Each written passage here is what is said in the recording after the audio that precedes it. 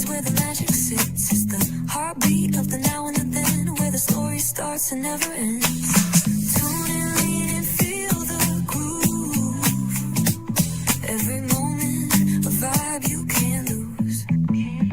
It's for the culture, by the culture. Braille Lee's got the soul to show you. Breaking it down, lifting it higher. Feel the rhythm, spark the fire.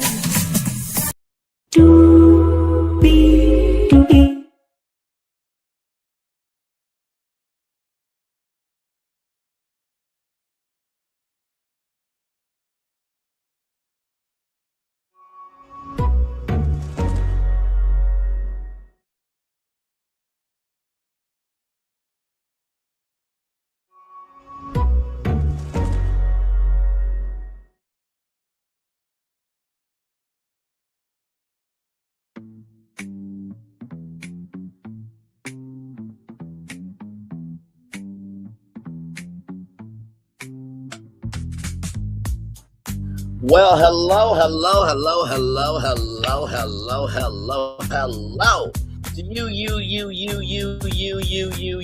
you. Welcome into another edition of Brain Lee's virtual tour live. Glad to have all you here in the building with me. We have 1, 2, 3, 4, 5, 6, 7, 8 destinations for you all this evening.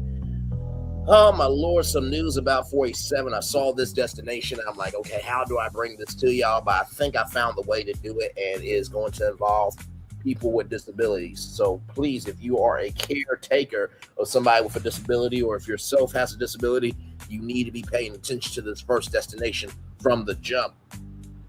Then a promising report about DEI. We're going to get into that as well from my good friends at Black Enterprise Magazine, blackenterprise.com.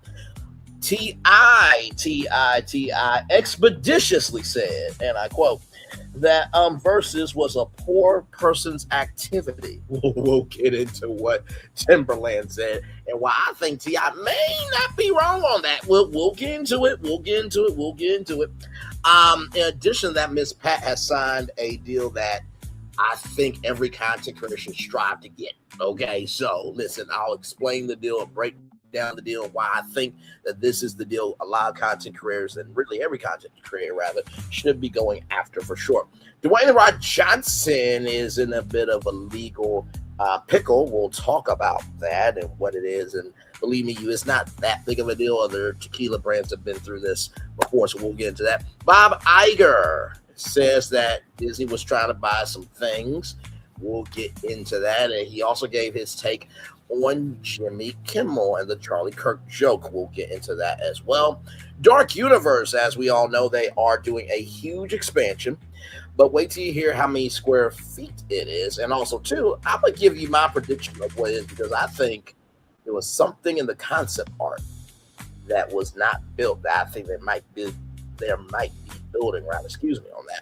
And then finally, Hasbro has been trying to get into location-based entertainment for a while. I will show you what they got cooking from the toy book website. So with that being said, let's get to it, because higher is waiting, low is available. But either way, we got to go on tour. Yes, indeed we do. Let me take down this iconic intro here. You see that virtual tour background? Yes, you do. You hear that virtual tour music? Yes, you do. And then there is, hey, everybody, welcome in. Glad to have you here. Shout out to the one person here. By the way, Ro, I said what the hell I said. Are you not thick? Are you not hourglass? Are you not a champagne bottle? Hell, I went to Thickology University. Okay, I have a PhD. All right, listen. I enjoyed many classes with my classmates, and child, it was a fun time doing my dissertation. In more ways than one, but that's neither here nor there. Anyway, those records are on file at Thickology University. Okay, but anyway, by the way, we need a reunion for Hard Hustle Houston. And listen, I will gladly host the reunion. And listen, if I had to choose a female, I think me and Millie Chung could definitely co-host that reunion very easily. Bray and Millie on chef's kiss. Okay, let's get to it, y'all, because we do have a whole lot to talk about and a whole lot to get through. Yes, indeed, we do. So let's start off with NPR here. My God, today the Department of Jackhammering memo stokes fear among disability advocates of a return to institutionalization. Here we go. The Justice Department released a memo this week that quietly calls into question decades of civil rights protections for Americans with disabilities and stirred fear and anger among advocates and families. The memo, an opinion from the Office of Legal Counsel, argues that states do not have to provide in-home or community-based care to people with disabilities who need support. Maria, two more times. The memo and opinion from the Office of Legal Counsel argues that states do not have to provide in-home or community-based care to people with disabilities who need support. The memo and opinion from the Office of Legal Counsel argues that states do not have to provide in-home community-based care to people with disabilities who need support. These services allow many disabled Americans to continue to live, learn, and work at home or in their own communities among family and friends. It is now the position of the United States government that people with disabilities do not have a right to be a part of their communities. But God, today, says Allison Barkoff, a health law and policy professor at George Washington University who led disability law and policy efforts during the Obama and Biden administrations, right? I can't overstate how significant this change in position is. While the federal government requiring states provide the services to help disabled people integrate in their communities, advocates, legal experts warn that cash-strapped states could cut them and return them into was once a common practice, de facto segregation of Americans with disabilities in nursing homes and large institutions. Pushback from the disability community was swift as America prepares to celebrate 250 years of independence. This memo threatens to drag our nation back to a dark and shameful era of ignorance and cruelty, said the American Association of People with Disabilities. This interpretation will open the doors for states to revert to warehousing people with disabilities outside and out by institutions. This opinion is a direct threat to decades of progress toward community living for people with disabilities, said Shira Washarlak. The Arc of the United States, a nonprofit disability advocacy group. People with disabilities shouldn't be forced into institutions because the state refuses to provide services in the community. The Justice Department did not respond to a national public radio request that it explain its position as well as why it's changing course after decades of legal bipartisan support for community services. What the law says, this new memo calls into question what legal experts say has been settled law for decades. Both Section 501 of the Rehabilitation Act 2 and Title 2 of the Americans with Disabilities Act have long been interpreted to require that states provide services to Americans with disabilities in the most integrated setting appropriate. In short, institutionalization should be a last resort. In 1999, a case testing these protections made to the U.S. Supreme Court in Olmstead versus LC, two women with mental disabilities sued Georgia, arguing that the state had failed its obligation to provide services that would allow them to return to their communities and that it had continued to institutionalize the women instead, thus violating their civil rights. The court agreed that states have a legal responsibility to provide support that integrates disabled Americans into their communities, and for nearly 3 decades, courts across the country have embraced that interpretation. By 2023, 8.4 million Americans were receiving home and community-based services through Medicaid. The new memo, ran by Lenora Pridge, Principal Deputy Assistant Attorney General in the Office of Legal Counsel, argues that while federal law prohibits discrimination on the basis of disability, it does not impose an integration mandate on states to provide these community services. What's more, the memo argues the Supreme Court's Olmstead decision held only that a state cannot institutionalize such patients without such justification. But the memo adds what counts as adequate justification remains an open question. At one point, Pete acknowledges the novelty of this reading. We recognize that this view of Olmstead's import is out of step with the common understanding of that decision within the federal courts. Why it matters, the United States government since 1997 has taken the position that federal law includes an integration mandate that requires services to be provided in the most integrated setting appropriate, says Professor Barkoff, who worked in the Obama Justice Department leading its Olmstead's enforcement efforts. For decades, Barkoff adds both Republican and Democrat administrations, including the first 47 administration, proactively enforced federal disability law and repeatedly brought actions against states that rely too heavily on care in large segregated settings, that the law should be a last resort. The courts and Congress decide institutionalization should be a last resort because people's personal liberty is at stake, says Jennifer Mathis of the Brazilian Center for Mental Health Law. Who you can see, when you can go out, when you can eat, what you can eat, who your roommate is, who you talk to, what your environment is. And for so many people who are institutionalized, their life is literally a hallway. I've been on those hallways with people. It is deafening. This memo signifies a dramatic change in the U.S. federal government's official position. We are incredibly concerned that the message coming from the federal government in this memo is it's fine to go back to the days that people were placed in institutions, even though they can be served in the community, even though they want to be, even though it's more cost effective, Markov says. The timing matters too. The memo arises as a new case, Texas versus Kennedy, makes its way through the courts. The case brought by Texas and several other states is essentially a fresh challenge to the integration mandate on states. With this memo, the federal government is aligning itself with the plaintiffs in this case, though Mathis cautions it's important to understand that this memo is not the law and that the Justice Department cannot change law. Congress makes laws, not agencies. Congress makes laws, not agencies. Congress makes laws, not agencies. For now, it's not clear what the immediate impact of the memo will be, though it seems the Justice Department will stop its reinforcement efforts around Olmstead. Why? Now the Justice Department memo appears to be the last salvo in a broader effort that began on July 24th, 2025, when President 47 issued an executive order intended to make it easier for states and local governments to police homelessness. Endemic vagrancy, disorderly behavior, sudden confrontations, and violent attacks have made our cities unsafe. The order argues, going on to claim that the overwhelming majority of these individuals are addicted to drugs, have a mental health condition, or both. The administration's solution, involuntary institutionalization, shifting homeless individuals into long-term institutional settings for humane treatment through the appropriate use of civil commitment will restore public order. The order reads, in a 2023 campaign video, President 47 himself pledged for those who are severely mentally ill and deeply disturbed, we'll bring them back to mental institutions where they belong. A conservative Texas think tank, the Zero Institute, has been a driving force behind recent efforts to forcefully combat homelessness, including through institutionalization. One serious obstacle to large-scale institutionalization of the unhoused is federal disability law that has long required home community-based services. Instead, when appropriate, a footnote in the Justice Department's new memo appears to suggest these laws have contributed to the rise of chronic homelessness. To the contrary, Barkov says the Olmstead decision has been one of the most effective tools in providing services and stable housing to people who are homeless.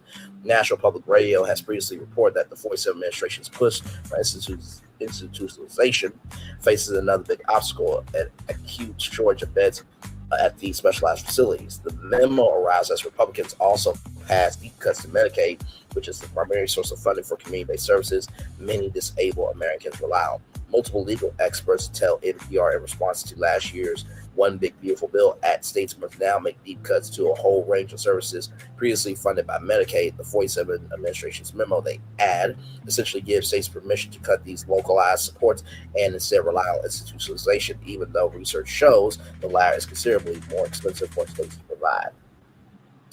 This comes as disability advocates were already pushing back against the 47 administration's announcement on Tuesday that it would move federal administration of special education programs out of the Department of Education and into the Department of Health and Human Services, a change that, as with the new Justice Department memo, raises a fear rollback of reinforcement of long-standing civil rights protection. So you know what? Since the president wants to put people that are homeless and put them in, institutions for the criminally insane, can we start with his son Barron then?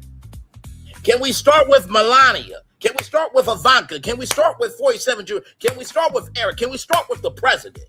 Are you kidding me? So because other people are struggling and because you don't want to be responsible for creating solutions so a rising tide can lift all boats instead of fattening your pockets with a whole UFC fight on the South Lawn, you just want to just get rid of it, right? But everybody else voted for this, right? Everybody else voted for this. The crazy thing is that person who made that memo, she probably got somebody who has a disability. Everybody got somebody that's got a disability in some shape, form, or fashion. and the president wants to do this, does he not know that he has a condition that blood can't flow to his heart and his leg can be amputated at any time? That's a fact I just said, okay? What in the world?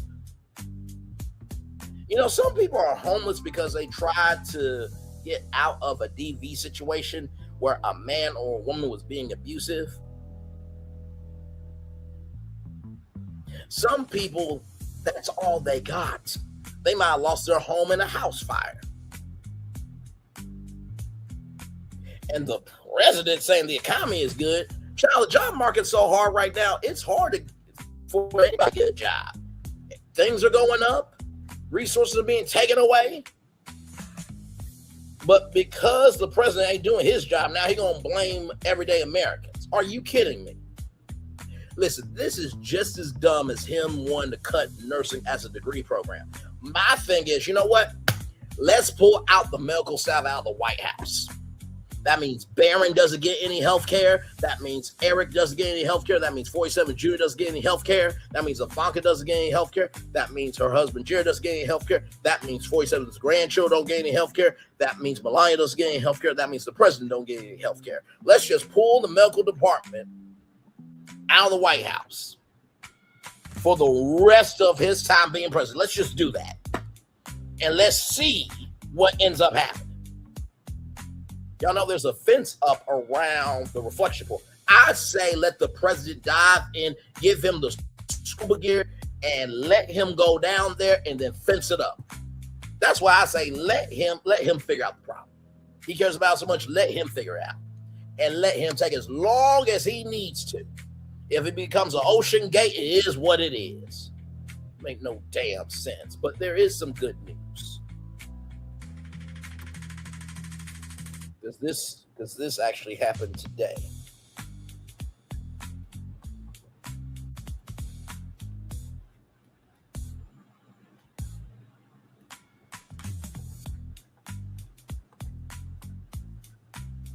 I want to show y'all this, okay?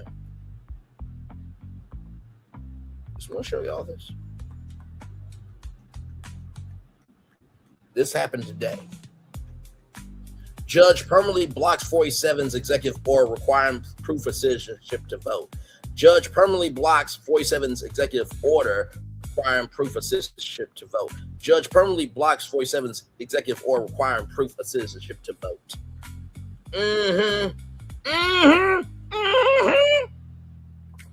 You know midterms are coming, right? Okay. All right. Well, a federal judge on Wednesday permanently blocked the 47 administration from enforcing an executive order signed last year that required proof of citizenship in order to vote and demanded mail-in ballots be received by election day. Judge Denise Casper, protect this woman at all costs, ruled that the president lacks the authority to oversee elections and rejected the 47 administration's unsupported claims of widespread illegal voting, discrimination, fraud, and other forms of malfeasance and error. God, today. While the Constitution vests the president with executive power and commands him to take care of the laws and take care that the laws be faithfully executed, it does not grant the power any specific powers over elections. Judge Casper wrote, the decision is more than a year in the making, with a group of state attorneys general last April filing a lawsuit in Boston to block 47's first executive order on voting. That order sought to require proof of citizenship to register to vote, as well as impose an election day deadline for mail-in ballots. Judge Casper last June issued a preliminary injunction blocking the policy. My God. And by the way, does he not know that some of the people that get institutionalized are old people? And didn't he just turn 80? So I'm just saying, and this is the problem with him, he doesn't recognize that the law can screw him up the behind with no lube. If Melania or any of his family members thinks that he is insane, they can institutionalize him and say that he has dementia, then that's a disability. But he ain't that smart, though. In a 59-page ruling issued Wednesday, Judge Casper made that decision permanent on largely the same legal basis as her decision last year. In addition to finding that 47 overstepped his authority with the order, the judge said the Department of Jackhammering failed to demonstrate the alleged fraud that purportedly justified the order. The policy would have disenfranchised thousands. There is no evidence in this record of widespread illegal voting, discrimination, fraud, or other forms of malfeasance or an error within American elections, which the executive order purports to safeguard against, she wrote. The ruling is the latest setback in the 47 administration's attempt to reshape federal elections, with courts blocking multiple efforts to impose federal oversights on elections. Multiple lawsuits are challenging 47's second executive order that attempt to create a national database of approved voters. Earlier this week, a judge blocked an attempt to use an immigration database to check voter rolls. Judges across the country have also rejected the Department of Jackhammering's attempts to obtain state voter rolls. That happened today.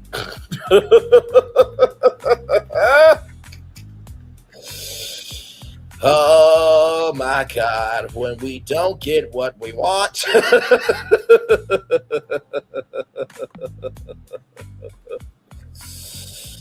Oh my God, this is just crazy.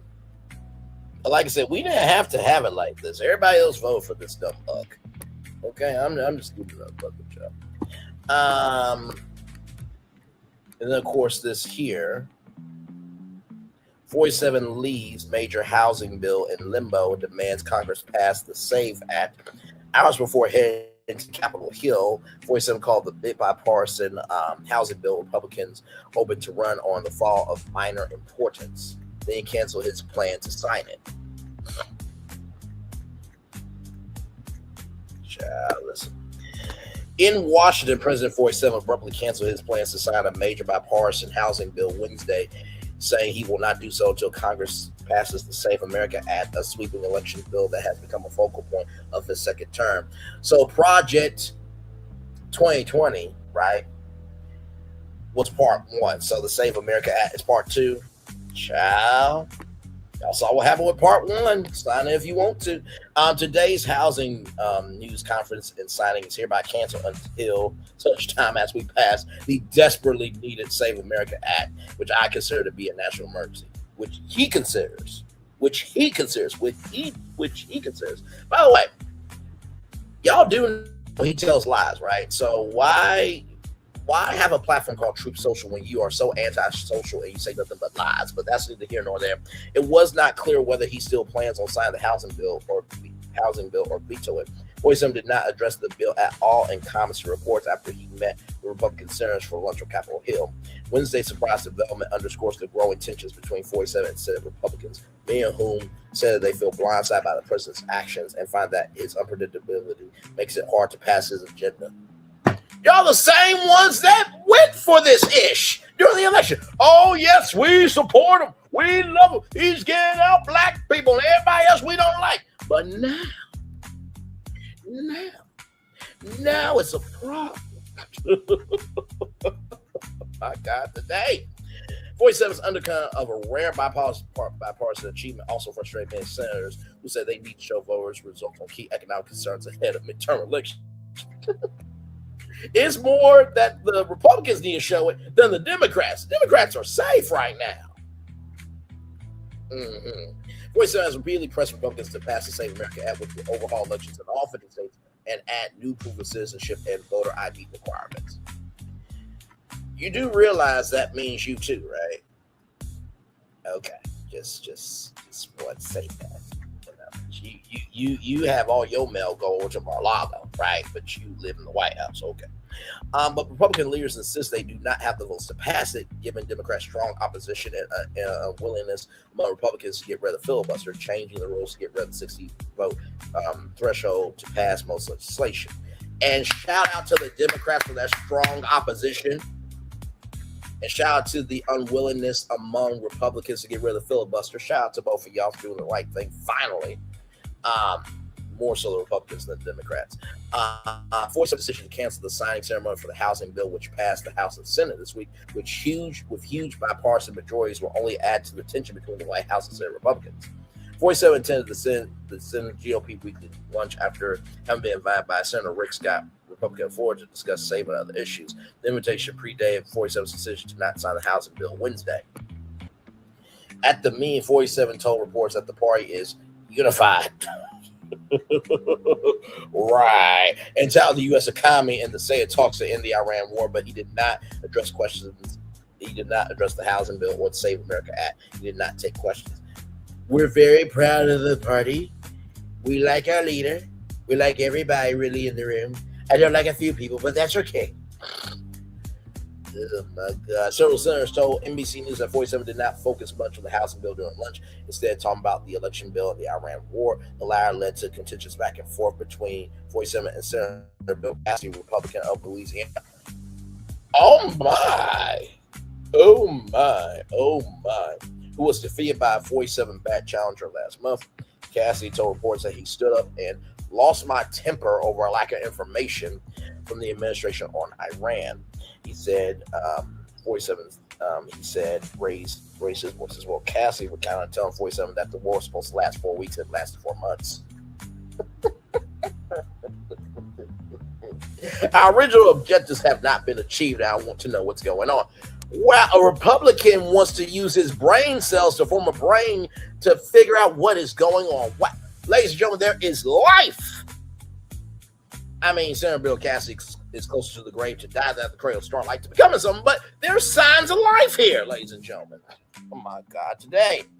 Cassidy added that 47 brought up his election loss, but he said the comments did not discourage him. Senator Tommy Tuberville, Republican Alabama, I believe so. So the exchange between Cassidy and 47 wasn't personal, it was just one of those things about losing an election. Senator Tom Hills in North Carolina, another Republican who will not be returning next year after public clash in 47, said not all of the meeting was contentious, but there was a general consensus that Capitol Hill have to start getting a lockstep, and the White House vice versa. We both have to coordinate and make sure our messaging and timing is in better sync. Senator Jim Banks, Republican of Indiana, described the meeting as a tough love message for 47 in a post on Twitter. 47 handed out MAGA hats to senators during the lunch. Look, I have a hat for you and for you and for you. There, I put these on. We're going to get along because it's my way and there's no other way. According to a source familiar with the meme, Republicans said they have repeatedly made it clear they do not have the votes to nuke the filibuster regardless of 47 to do so. I think everybody walked out with the very same opinion they had before he came in. Senator Kevin Cramer, Republican of North Dakota, said of the filibuster, or North Dakota, or South Dakota. That's Dakota accent, but move on. But we heard him out. Today. Cramer said he did not know what would happen with the housing bill after the meeting. The bipartisan bill aims to lower costs, in part by building more homes and restricting larger investors from buying up single-family homes. It would give Republicans a major legislative accomplishment to point to as voters rack up the cost of living as a top issue in the November elections. It's the kind of thing Republicans have been clamoring for amid words that the Iran wars driving up gas prices will cost them control of Congress. And the airline industry, by the way, okay, because the airline industry is in a ish storm. Okay, I mean, Spirit had to leave. EasyJet is in not negotiations, but they're in talks for a company to bid on them to potentially bring EasyJet to the United States. And then, of course, you have the revival of Spirit Airlines. It's a lot going on. Even JetBlue, I believe JetBlue is what, $1.4 billion in debt. So yes, a lot going on in the world.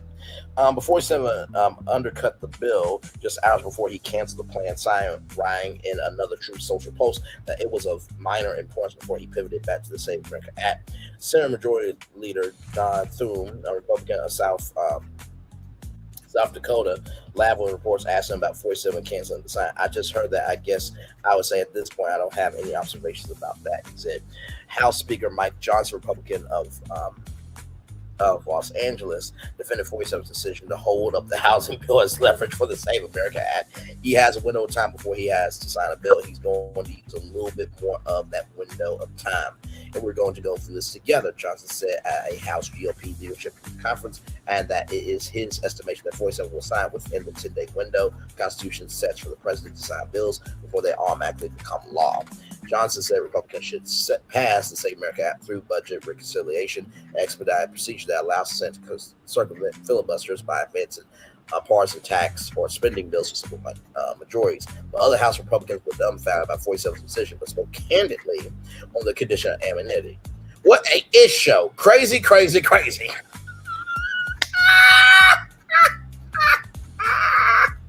It's a sweet, sweet, sweet victory, yeah. And it's all for the taking, and another fight. Is a sweet, sweet, sweet victory, yeah. And I feel for the former presidents, right? Because I know they're not laughing at American turn. They're laughing at this dumb uck, okay? A House Republican said, text to NBC News, once in a generation housing bill falls victim to the nuts. Another expressed less surprise. 47 did something outrageous to keep the spotlight focused on him. Shocker. Wow, y'all saying it under the condition of anonymity because y'all are too afraid to say what needs to be said. Third House Republican representative District 47 one-handedly in 2024 warned about the potential consequences for November. I'm not that safe. No incumbent is safe. The Republican wrote, people are pissed off that we're not taking care of business. Wow, because you're not moving in the energy to give a damn about them, and they have the right to be upset. What a shocking concept.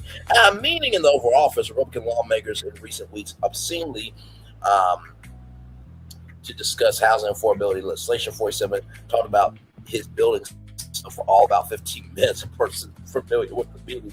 Then he said, I don't care about housing, but if you want me to help, I will. The person added. Oh my God. The housing bill was negotiated across the House and said by committee leaders of both parties, Senators Tim Scott, Republican of South Carolina, Elizabeth Warren, Democrat, Massachusetts, and Representatives French Hill, Republican of Arkansas, Maxine Waters, Democrat of California. 47 focused on Warren is Truth Social Post calling the measure a Warren-centric housing bill. Some House Republicans expressed support for 47's focus on the Save America Act. A group of lawmakers led by Republican Representative Anna Paulina Luna of Florida have now vowed to block any legislation in the House until Congress passes the election bill. The effort forced the House to cancel rule votes Wednesday afternoon that they would have brought several bills to the floor this week. Luna said on Twitter that she will have to be a no rules this week and maybe even longer without House rules, which are typically approved along party lines. The House cannot bring forward bills to be debated and voted on. Democrats were quick to capitalize. Congress passed a bipartisan bill to make it easier to own a home. Representative Jason Crow, Democrat of Colorado, said on Twitter, the president's refusal to sign 47 does not care about lowering the cost for you. Senator Minority Leader Chuck Schumer, Democrat of New York, said 47 was making such a fool of himself by refusing to sign a bill that will make housing affordable. He added, it looks like even if 47 decides to veto it, there's probably enough votes in both houses to override that veto. Please do. Please do. Please do. He is losing it. And I am enjoying it. You know how much I'm enjoying it? Let me tell you how much I'm enjoying it. Give me a moment.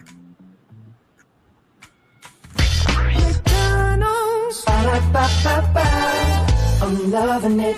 McDonald's. I'm loving it.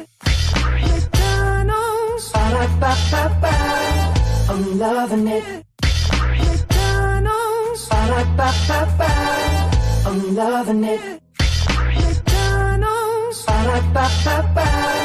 I'm loving it. McDonald's. I'm loving it. McDonald's. I'm loving it that much, okay? Now, last thing on 47, then we're going to move right on along here. 47 gets into a shouting match during closed-door lunch with GOP senators. The president was furious about a Senate bill to rein him in on Iran. A source said tensions remain high after his Senate refusal to sign a landmark housing bill. So here's the latest GOP tensions. President 47 and Senator Bill Cassidy, who recently lost the primary after 47 endorsed an opponent, clashed sharply over the war in Iran during a closed-door meeting at the Capitol, according to multiple people in the room. 47 Nix's housing bill signing. The lunch came just hours after 47 dropped a bombshell by canceling plans to sign a bipartisan landmark housing affordability bill until he gets action on his controversial elections overhaul legislation. NATO meeting this afternoon. 47 is meeting with NATO Secretary General Mark Rutte at the White House. The U.S. president has repeatedly trashed the alliance set to be in Turkey next month. Later on this evening, 47 is set to host the opening ceremony for the Great American State Fair on the National Mall for the U.S. 250th episode performing artists pulled out the event. And I am sure it is going to be just as tired, ghetto, and ratchet as the UFC fight on the White House lawn. Cassie recounts 47 confrontation. This came out 1 hour and 1 minute ago. Not going to be bullied. You're not going to be bullied. Okay, sure. Republican Senator Bill Cassidy recounts reports his testy exchange with President 47 earlier Wednesday, saying it came after the president wondered aloud to the room of GOP senators why they would vote resolution to curb his war powers in Iran. The president was wondering why people would vote to curb the war powers. I asked him if that would be a rhetorical question, a real question. He said, real. So as we begin to speak, the president didn't want to hear my question, interrupted me. Cassidy said, the Louisiana senator continued, I didn't care to be interrupted. I felt like I was trying to get answers from the American people. He believes he actually is doing something for the American people. Bless your heart. And I'm not going to get bullied when I'm trying to get answers from the American people. And so it escalated from there. At some point, it de-escalated. As by reports, the president called him a lunatic. As CNN has reported, Cassie did not. Can I imagine that the president called me things that will be said on school, on a playground? Well, it should be at a school and on a playground. Said structure is not Republican's strongest suit, but that's neither here nor there. Yeah, I can imagine that. He said, nor did he deny referring to the president as brother. We're seeing that also reported rather. Cassie's own reports. I don't think that's really important to the school. So that's everything you need to know there. Now let's get to a good report about DEI from Black Enterprise Magazine, blackenterprise.com. DEI isn't dead. New research finds most companies still back workplace inclusion, while many companies may be changing the language surrounding DEI. The demand for fair and inclusive workplaces remain firmly in place. Despite the 47 administration's crackdown on corporate diversity, equity, and inclusion programs, a new report suggests that workplace inclusion efforts are far from disappearing. According to a study released in May by Callis and New York University School of Law Metzger's Center for Diversity, Equity, Inclusion, Diversity, Inclusion, and Belonging, 80% of U.S. organizations remain committed to workplace inclusion despite growing legal and political pressure surrounding DEI initiatives. 80% of U.S. organizations remain committed to workplace inclusion despite growing legal and political pressure surrounding DEI initiatives. The report titled A New Path to Inclusion, How to Overcome Legal and Cultural Restraints on Building Fair Workplaces surveyed more than 2,000 employees and leaders and found that many companies still value and implement DEI. The findings arrive as many corporations face increased scrutiny following President 47's executive actions targeting DEI programs. We continue to fall from the Supreme Court's 2023 affirmative action ruling in students for fair admissions versus Harvard. Despite a high-risk legal environment, our research shows that DEI is not dying, it is evolving, said Joy Ohm, Vice President at Callis, in a press release. We see a majority of organizations adjusting their strategy, so this is a story of adoption, not a broad rollback. The report found that 77% of organizations have altered their DEI investments over the past 3 years.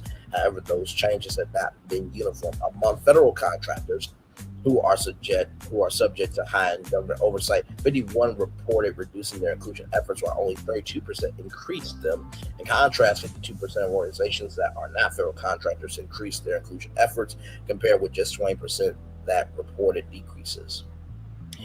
Even in the face of a concerted assault on the values of inclusion and fairness, many organizations remain deeply committed to this work, added. David Glasgow, the executive director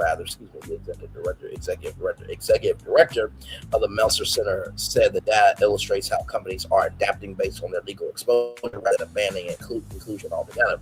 It has been extremely challenging for organizations of all kinds to navigate the legal environment for DEI work over the past few years, Glasgow said, and yet we are seeing companies adopt nuanced approaches to inclusion based on their specific risk exposure.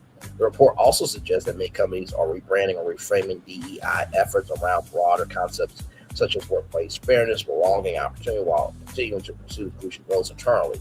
Researchers argue that the shift reflects a changing landscape rather than the end of corporate diversity efforts.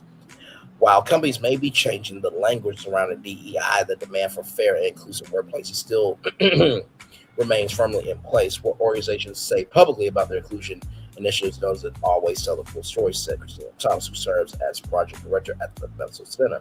Organizations are responding to real legal and political pressure by changing their language and public posture, but their internal work is hard to undo.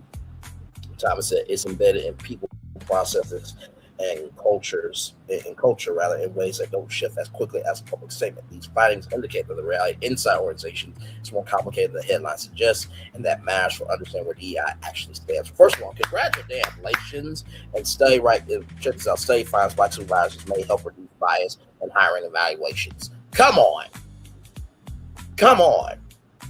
Need I say more? I'm here for this report. I'm glad that this is happening. People do not understand that diversity, equity, inclusion, belonging, and equity is not just about skin color, but it's how you read things on a phone. It's how you process information. Some people are audio, some people are visual, some people are physical, right? Understanding paint colors, right? Because different paint colors give different emotions. So understanding how everybody can see the world, having people of different perspectives, the thought, and expertise.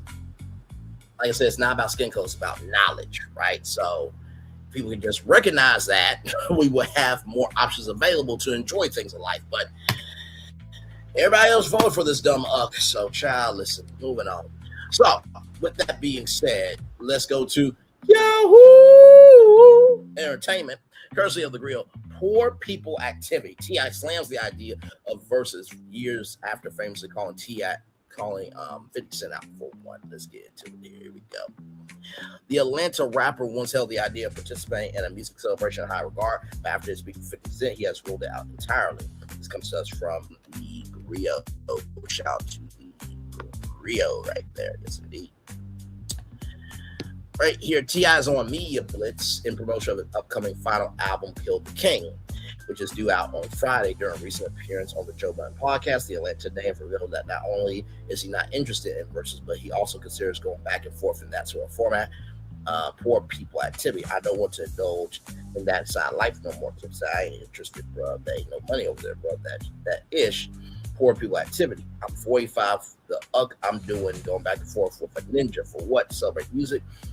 I can do that talking about me. The comments elicited groans from the entire panel, including Budden and Mark Lamont Hill. Budden suggested there might be money involved in potential T.I. versus, prompted the Atlanta rapper to partially walk back his statement and considered it if the right person and price was reached.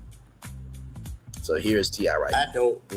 So I will just say this, right? I think that it's a combination of three things, right? Performances, catalog, and who the crowd is feeling, right? Versus is almost like underground rap in that way. You put up two legends, and then you make it do what it do, right? For years, Tip had promptly called out 50 Cent for potential verses, given their respective catalogs in history of hip-hop. In 2020, he issued the first challenge to 54 verses, telling the power mogul to pull his best 20 records and get this work shortly after wishing him a happy birthday. 50 will repeatedly brush aside T.I.'s request, ultimately passing on the versus concept as COVID-19 restrictions began to loosen across the country in 2021. Still, T.I. revived chatter for potential verses between the two in February, only for things to get personal between the two, culminating in barrage diss tracks from T.I. as well as his sons, King and Romani, not long after 50 made public memes and comments about T.I.'s wife, Tiny. It was really about celebrating each other's catalog. Me and this ninja talked about this. T.I. told Jilly the Kid and Wallow of the $1 Million Worth of Game podcast in February. I just ain't called him out the blue. This ain't come out of nowhere. We're moving around Los Angeles, selling some shows together. He had it. It's like, all of it, rather. Now I question your character, Ninja. Just say you don't want to do it. That ish ain't going to happen. I don't want to stand on stage for him. I don't respect him. His slight toward Verzuz as a brand is an entirely different matter. The entity built by Timberland Swiss Beats has seen its fair share of legends and iconic artists take the stage, both virtually and in person, from the Isley Brothers to Babyface, Earth, Wind & Fire, Brandy, Monica, Patti LaBelle, Ted Riley, Bobby Brown, Glass Knight, Keith Sweat, to Ashanti, Keisha Cole, Ludacris, 2 Chainz, Jadakiss, Fat Joe, Erykah Badu, Jill Scott, and more. The success of the brand has led to revitalization with its new partnership with Complex. Last November, No Limit Records and Cash Money Records participate, eventually leading the 2 Southern rap labels to embark on a joint fall tour this year in lieu of BET Awards weekend. The brand's put on another R&B flavored event featuring Pretty Rickey and B2K. So here's what I gotta say on this. First of all, I do agree with T.I. that Verzuz is the poor person's activity when Timberland and Swiss Beats was going to take it to Twitter. Now, why would you take it to Twitter with Elon Musk, who believes that DEI needs to die? That DEI needs to die. That DEI needs to die. Hey, Colton, good to see you, good sir. Love you, brother, as always. You good people. Just know that. But yeah, Timberland and Swiss Beats took Verzuz to Twitter. Timberland and Swiss Beats took Verzuz to Twitter. Timberland and Swiss Beats took Verzuz to Twitter. And like I said, Elon Musk said DEI needs to die. Elon Musk says DEI needs to die. Elon Musk said, rather, that DEI needs to die. That was a poor man's activity of what Swiss Beats and Timberland did. Now, personally, me, I think Verzuz is the musical version of Dancing with the Stars. For some of these artists, their catalogs have been revived after that. They have new careers, all that stuff, right? And I do believe that there are other types of verses that they can do, right? Just imagine, for example, I'm trying to think. Man, let me tell you something. If Don Cornelius was still here, can you imagine a versus with Don Cornelius versus Steve Harvey over the shows that they've hosted over the years? Oh my God. That could be a versus. I know that Cedric the Entertainer had like a barbershop battle. I think that would be cool. A barber versus a cosmetologist versus a cooking versus. So there are different verticals that they can do, but Timberland and Swiss Beats have to think bigger, and they're thinking small. How can I put this? Versus is a 10-gallon level idea, but Timberland and Swiss Beats have pint-sized capacity mindsets. Just keeping it a buck, like, do y'all not know that the Grammys is headed to ABC in 2027? You can't do a Versus live on Hulu and do a partnership with ABC. That's what a 10-gallon level person would do, but Timberland and Swiss Beats, they don't have a 10-gallon level mindset. They have pint-sized capacity mindset. Let's keep it a buck. Let's keep going on here. From hotnewhiphop.com here, T.I. clarifies Verzuz after Timberland's reaction. After T.I. called Verzuz poor people activity, Timberland confused T.I. Yes, I meant to say T.I., but I meant to say Tip, but I rather said T.I. T.I., y'all know who he is, returned to explain himself after being criticized. T.I.'s recent remarks about Verzuz stirred up a bit of controversy, and now they have a listening response from Timberland himself. For years, T.I. has teased the idea that he was ready for a Verzuz, even naming a few worthy opponents that he would see on stage. It was just earlier this year that he and 50 Cent engaged in a back and forth about Verzuz, which led the Harris family to run to the booth to unleash bars on Fifth. It seems that after having some time thinking things over, T.I. has had a change of heart. While chatting with the Joe Budden podcast, he disparaged the platform. I don't want to indulge in that side of life no more. I ain't even interested, bro. Ain't no money over there. That shit, bro. That shit, poor people activity. The Atlanta Icon said, "I'm 45. What I'm doing? Let's see here. What am I doing going back and forth with a ninja, man? Like for what, bro?" So, of course, y'all already know I played the clip already. So Tip details his intentions. There are many great minds who helped make Verzuz become the success it is today. The Timberland Swiss Beats are the front runners. Two hit-making producers have been instrumental in the evolution of Verzuz, creating a platform that changed the game in hip-hop, that changed the type of hip-hop performances fans now on a regular basis. I will say, it would have been cool. Sorry, my tongue is itching. It would have been cool. This versus between Quincy Jones and Clive Davis. That would have been cool. Just saying. Because both of them have thrown down, and both of them have found some artists. Okay, so it was expected that following T.I.'s remarks circulating online, Tim or Swiss would react quickly. The Virginia icon was the first with just one word, huh? Later, Tip returned to explain his initial comments. First of all, I was drinking. Hey, you do say liquor is a window into soul, child. But anyway, he said he was speaking from his own experience being regarding being considered for a platform. T.I. added that he wasn't interested in creating another list of artists that he would like to match up against because he did that before turning to Big Ring on social media. Check it out below. So here we go, y'all. This is a Shade Room exclusive. T.I. clears the air about poor people activity comment regarding Verzuz. Still says no one is messing with him on that stage. Let's hear him out. That wasn't my intention. First of all, I was drinking. So I guess my points weren't made clear as I thought that they were. I was speaking on my experience that I had in participating or considering the participation in Verzuz. The question that was asked, had I made another list of people who I could, and I'm like, nah, I don't want to engage in that because my experience has been just going back and forth bickering with people for the public's entertainment, and that's not something that I want to engage in. That is what I refer to as poor people activity, not the Verzuz within itself. Yeah, that makes a lot more sense. Let's keep going. I just got out the phone with Swiss and I talked to Timberland earlier. Hey, listen, man.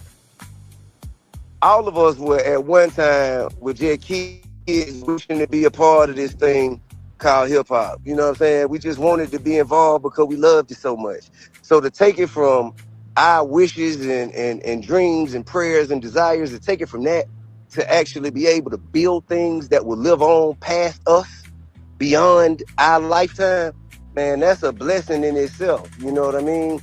And I've never did nothing but look up to Tim and Swiss, and I had the utmost respect for them and everything that they've accomplished and everything they've contributed to the culture. And it ain't never my intention and never my, I ain't on that. Like, trying to speak ill of my friends and the people that I respect. Bro, and don't get me wrong, I've gone on record saying can't nobody f with me, and I stand on that. But I also understand what ego does to opportunity. Engaging in a battle of ego, going back and forth, bickering with other men for the public's entertainment. When I say it's poor people activity, I'm saying it's activity that I don't want to, and that's, mind you, I was drinking. But that's just something that I don't want to waste my time, effort, and energy doing. Let's see any more here. So that's all that T.I. had to say, and Timberland said, huh? So like I said, I get what he means by, going back and forth. Hey, Justine Val, good to see you, my friend. Love you, love you, love you. Value. Appreciate you. I'm not mad at what T.I. said. I think that going back and forth, over unnecessary things is a poor man's activity. Now, Verzuz has done a lot for the culture, and I think Verzuz can be bigger, but Swiss Beats and Timberland have a pint-sized capacity mindset. They don't have a 10-gallon level mindset. Just keep it a buck. They're public figures. They can take the heat. You know what I mean? Now, just because I say that don't mean I want Verzuz to die. But come on now. You going to take it over to Twitter where Elon Musk said DEI needs to die? Are you serious? I mean, good day. I mean, honestly, what y'all really could do is like, hey, you know what? To the Grammys, listen. Can we create a Grammys Plus, right? A Grammys Plus music streaming service. Now, this music streaming service will not just be for you to listen to music, but this will be music content. So from talk shows to interview shows to game shows, unscripted content, scripted content, that would be a Grammys Plus streaming platform. And Verzuz would exclusively air on Grammys Plus. That's something y'all can do. That's what I mean by having a 10-gallon mindset. But no, you don't have it. You can't, you won't, you never will have that mindset. Let's continue on. Now, somebody who does have a 10-gallon level mindset right here, ladies and gentlemen. You ready? RollingOut.com celebrating 25 years on to the next 25 years. Miss Pat Inc.'s landmark BET Studios deal. Miss Pat locks in monumental or blockumental multi-platform deal with BET Studios. My bad. I thought it was Miss Pat because she talked about her husband, right? That she, retired her husband and stuff. So I thought she was married. So my bad. Let's see here. There's a particular kind of power that comes not from privilege, but from survival. And Patricia, Miss Pat Williams, has weaponized every chapter of her turbulent, triumphant life to turn it into something that television executives across the industry are now chasing. Williams has locked into an expansive exclusive overall deal with BET Studios, a multi-year extension of her original 2022 pact with the network, granting her the authority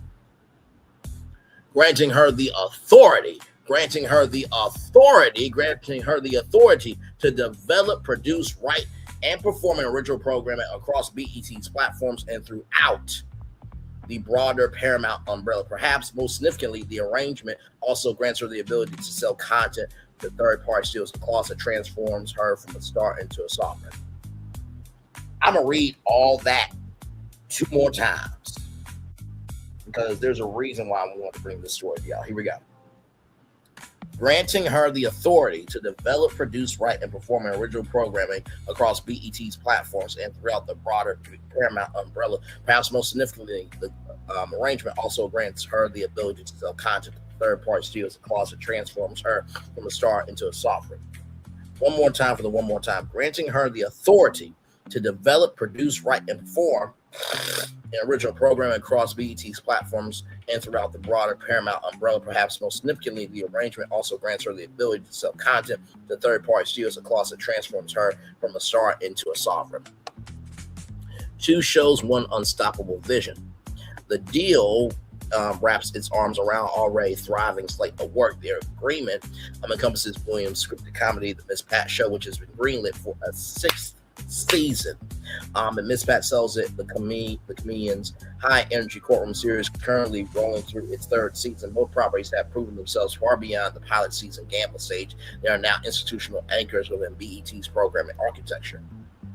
BET simultaneously announced the June 30th premiere of Season 3B of Miss Pat Sells It, with celebrity jurors including Carmen Barton, DeRoy Davis, Carlos Miller, Nene Leakes, Jasmine Brown, Safari Samuels, and Devay Green linked lined up to bring the heat across the next 10 episodes. The courtroom has never looked as entertaining.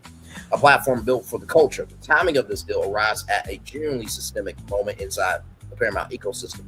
BET Plus content has been relocated to Paramount Plus, moving from a platform for estimated subscriber base of roughly 3.5 million to Paramount Plus's global audience of 80 million, exponentially amplifying the reach of every story carrying the BET imprint. For Williams, that migration means her work now lands before an audience bigger than anything her earlier career could have imagined. BET Studios remains fully active, producing creator content that defines the network's identity, even as the streaming landscape reshapes itself around her. Williams still positions her not to just ride that wave, but help direct it wherever it breaks. What BET sees in Miss Pat. The executives who greenlit this expansion are not guessing. Aisha Summers-Burke, Executive Vice President and Head of Creative at BET Studios, described Williams as one of the most distinct voices working in television today, knowing that the expanded partnership reflects both the strength which she has already built and the network's confidence in what lies ahead. That confidence is earned through numbers, through seasons renewed, through audiences who return not just for laughs, but the kind of raw and truth that most television actively avoids. This Pat Show earned 3 consecutive Emmy nominations for Outstanding Director and Comedy Series between 2022 and 2024. A remarkable run for a series that tackles subjects including addiction, sexual abuse, and broken family cycles, topics the industry once considered too heavy for comedy's container.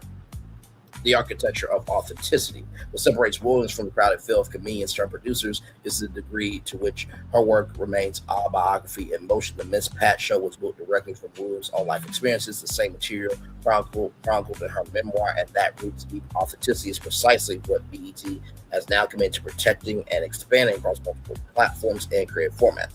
The deal covers producing, writing, and performing 3 lanes that allows Williams to shape narratives from conception to camera.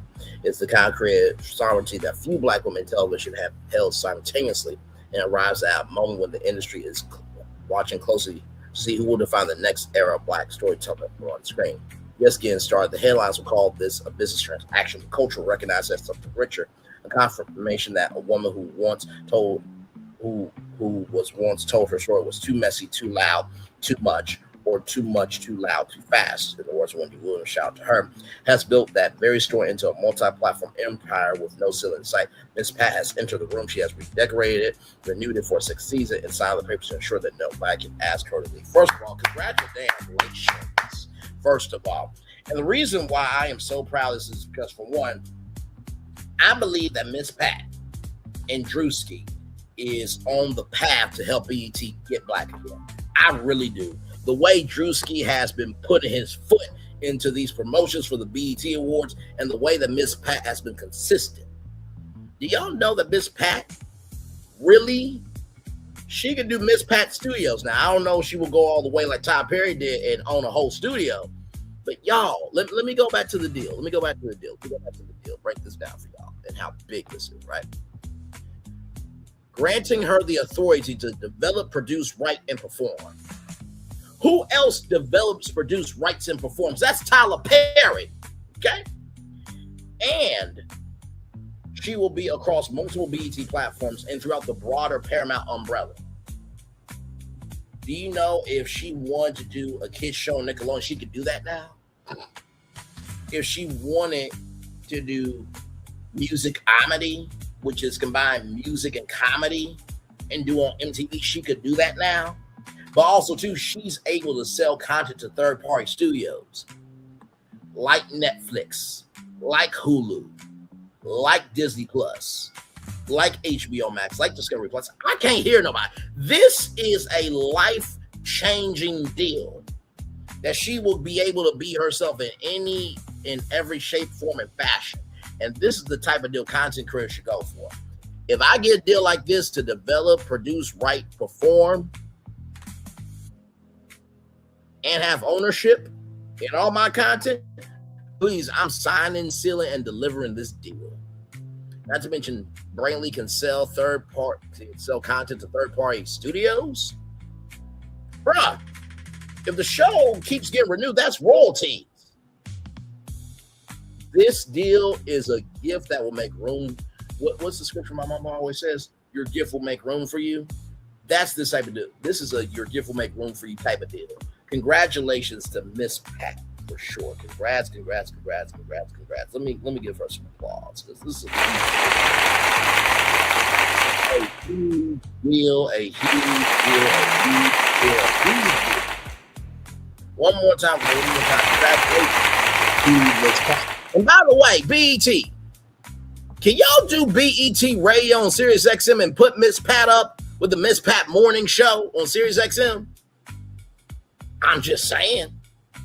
Now, I wasn't part of the BET Next Gen cohort this year, unfortunately, but there's also little people that also did not make it. But to those who did, tell BET that to create BET Radio and have the Miss Pat Morning Show on Sirius XM with BET Radio on Sirius XM. Please and thank you. Okay, just keeping it up, and hopefully that BET Next Gen cohort will be able to create programming for BET VH1 for third-party studios through BET Studios, and be able to create content on Paramount Plus. I'm hoping that the BET Next Gen cohort will have some love, grace, and space to actually invest into BET. All right. Yes, indeed. Let's keep going here. Once again, once again, once again, once again, once again, once again.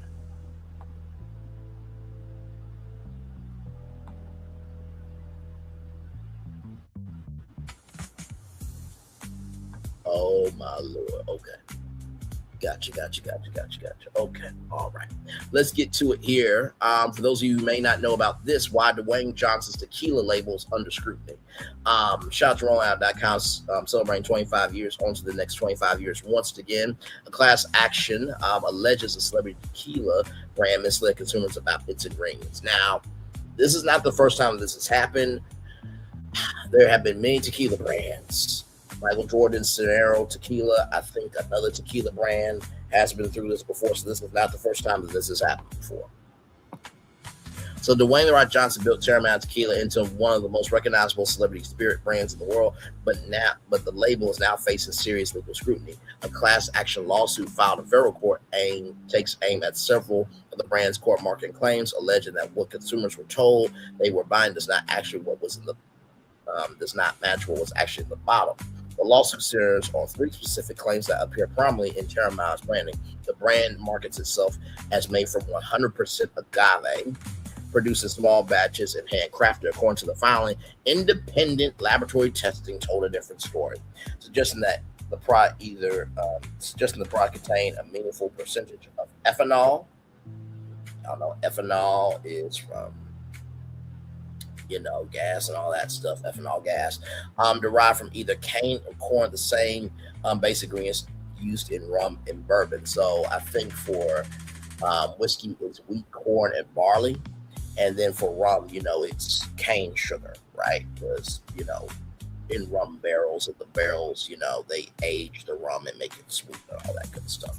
But the lab testing revealed the plaintiff in the case said he purchased a bottle of Terramana believing it was made exclusively from blue agave as stated on the label. After having the product independently tested, he claims the results show that it had been diluted with non-agave alcohol amounting to at least 10% of the bottle's contents. If accurate, that would mean consumers were paying a premium price for a product that did not meet the standard its own packaging promised. The small batch of handcrafted claims drew scrutiny as well. The filing pointed out that Terramana is capable of producing tens of millions of bottles annually, a scale that sits uncomfortably alongside the artisanal image the brand has carefully cultivated. Johnson launched the brand in early 2020 and grew rapidly, making it one of the more commercially successful entries into the celebrity spirit space. A much wider legal crisis in the tequila industry. Terramana is far along in facing these allegations. The lawsuit is one of a nearly dozen similar class actions filed against some of the most prominent names in the tequila industry. Other celebrity and luxury brands have been named in separate filings, each making comparable claims about labeling that allegedly does not reflect the actual content of the product. The lawsuits share a common methodology. All of them rely on carbon isotope analysis, a laboratory technique that proponents say can identify the plant origin of ethanol in a spirit, and in some cases pinpoint the exact percentage. Because none of these cases have yet reached a ruling, it remains to be seen whether the courts will accept that testing method as scientifically valid evidence. How the industry is pushing back. The tequila industry is not taking the accusations quietly. Regulatory bodies in Mexico and several of the accused brands have questioned the reliability of the testing methods being used to support claims. Legal teams representing some of the named companies have argued that carbon isotope testing has no established or scientifically demonstrated application to test tequila specifically, a challenge that could prove decisive once these cases reach the evidentiary stage. With small batch and handcrafted allegations may face a different kind of hurdle. There's currently no legal definition for either term under United States spirits regulations, which means those particular claims could be difficult to litigate successfully, regardless of how a jury might feel about them intuitively. For now, Terramana as parent company face an uphill public relations challenge, even before the legal questions are resolved. An increasingly crowded and competitive celebrity spirits market, questions about what is actually the bottle are not the kind any brand wants to be answering. So what do I think about this? Like I said to y'all before, this is not the first time that a tequila brand has had these allegations. I personally think Dwayne "The Rock" Johnson will be fine. Sincerely. Like, when I hear these lawsuits, I'm like, y'all do realize like tequila does get processed, right? Y'all know that whiskey gets processed. Y'all know gin gets processed, right? Y'all know vodka gets processed. That process protects the transportation of the alcohol to the United States. So it kind of boggles my mind when I hear lawsuits like this. It's just like, did y'all get raised by thirsty toxicity, Miss Banchinosis, or the DL Whisperer, or AL, or Milagro or Tasha K? Did y'all get raised by them? Did y'all get raised by Prosperity Thick Girl 40? Like, are y'all out of it? Like, sincerely, you have to understand, just like alcohol gets processed, food gets processed, so that way it can come to the United States. You have to be out your mind. Sincerely out of your mind. Okay? All right, just Dwayne will be okay. These brands will be okay. They have done so many of these lawsuits, not one has risen to the top. Okay, so just want to say that. All right, moving on. That was just crazy what I heard. All right, so moving on to Bob Iger, child. So from Variety.com, Disney failed to buy James Bond franchise, walking away from owning Twitter hours before the deal closed and held Apple merger talks. Now, the Apple merger talks have been rumored for years, okay, for years. By the way, Buddy Guy concert starring Eric Clapton, John Mayer, John Baptiste, and more scheduled for October. That brother there was in center, so congratulations. 90 years old. And his black ain't cracking. I ain't mad at it. Let's get into this right here. Bob Iger, who stepped down from his second stint as Disney CEO in March, gave an exit interview to Financial Times in which he revealed that he tried to acquire the James Bond franchise for Disney amid a spending spree that included the acquisitions of Pixar, Marvel, and Star Wars. Pixar was priority number one for Iger, and the studio felt unstoppable when it acquired Pixar in May 2006 for $7.4 billion. It was like the clouds lifted and the sun started to shine again, Iger said. We put together a list of acquisition targets. Marvel was one, Star Wars was another, James Bond was one. We had a list, I figured let's just tick them off and buy them all. Listen. James Bond is the franchise that got where Amazon is its current owner. Other companies did too. Iger told Financial Times that he was close to buying Twitter from owner Jack Dorsey at a very attractive price. The plan was to turn Twitter into a global distribution platform rather for Disney, but Iger admitted that he got cold feet on the morning of the deal and worried it would be a horrible distraction. Elon Musk ended up buying Twitter and transforming it into X. Disney also flirted with an Apple merger, and Iger first revealed in his 2019 memoir that he believed the two companies would have combined or at least discuss the possibility of merger very seriously. Steve Jobs is still alive, but now Iger revealed that some conversations did actually take place between Apple and Disney about a merger that Iger thinks would have been truly transformational, and equal. We talked about it internally. We had some conversations with Apple about it, but it never went anywhere. Iger said Apple didn't show that much interest. Iger stepped down as Disney CEO in March and was succeeded by Josh D'Amaro. News broke in April that Iger had taken a role as an advisor to venture capital firm Thrive Capital, the New York-based company founded by Josh Kushner, the younger brother of Jared Kushner, who is 47's son-in-law. In September 2022, Iger joined Thrive Capital as a venture partner. So let me say this, right? In addition to all that, Bob Iger felt like Jimmy Kimmel's comments on Charlie Kirk was distasteful. Bruh, it's called freedom of speech. Charlie Kirk said that he wanted to stand for Second Amendment rights. He talked about black people being this, that, and third. And he said all of what he wanted to say all around the world, aye. In the words of that black brother who did an amazing job in the pulpit, he said, I'm sorry that Charlie Kirk got taken out the way he did, but just because he did doesn't mean that negates how he lived. Sorry, Bob Iger.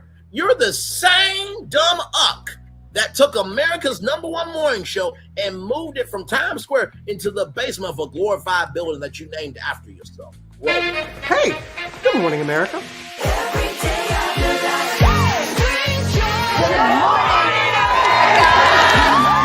Good morning, America. Good morning, America. Good morning, America. Money. Are you ready?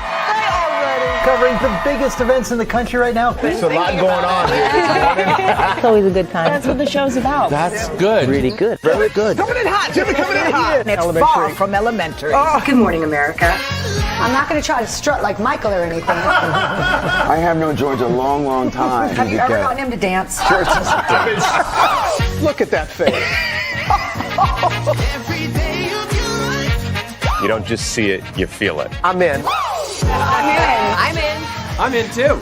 I'll be here. I am here and so happy. I'm in. I'm in too. I'm in. That tells you something when Snoop Dogg's in.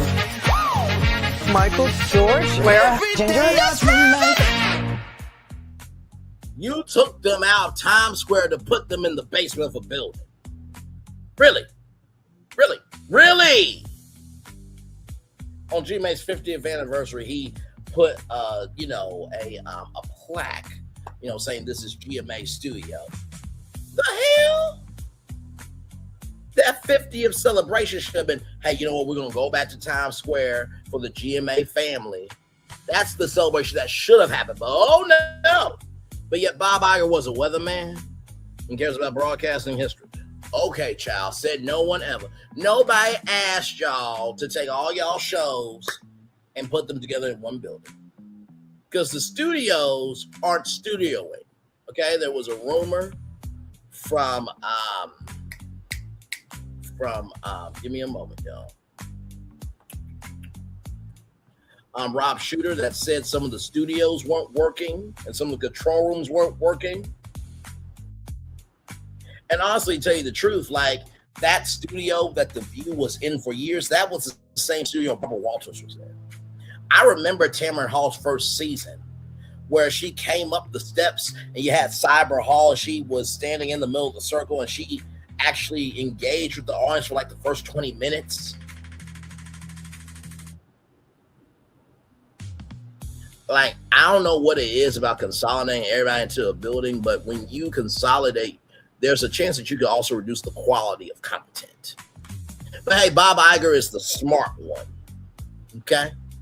All right. Now, that don't mean I wish Bob Iger hell. I don't want him to succeed and this, that, and the third. But, bruh, nobody liked that decision of Good Morning America moving to the basement of a glorified building named after your damn self.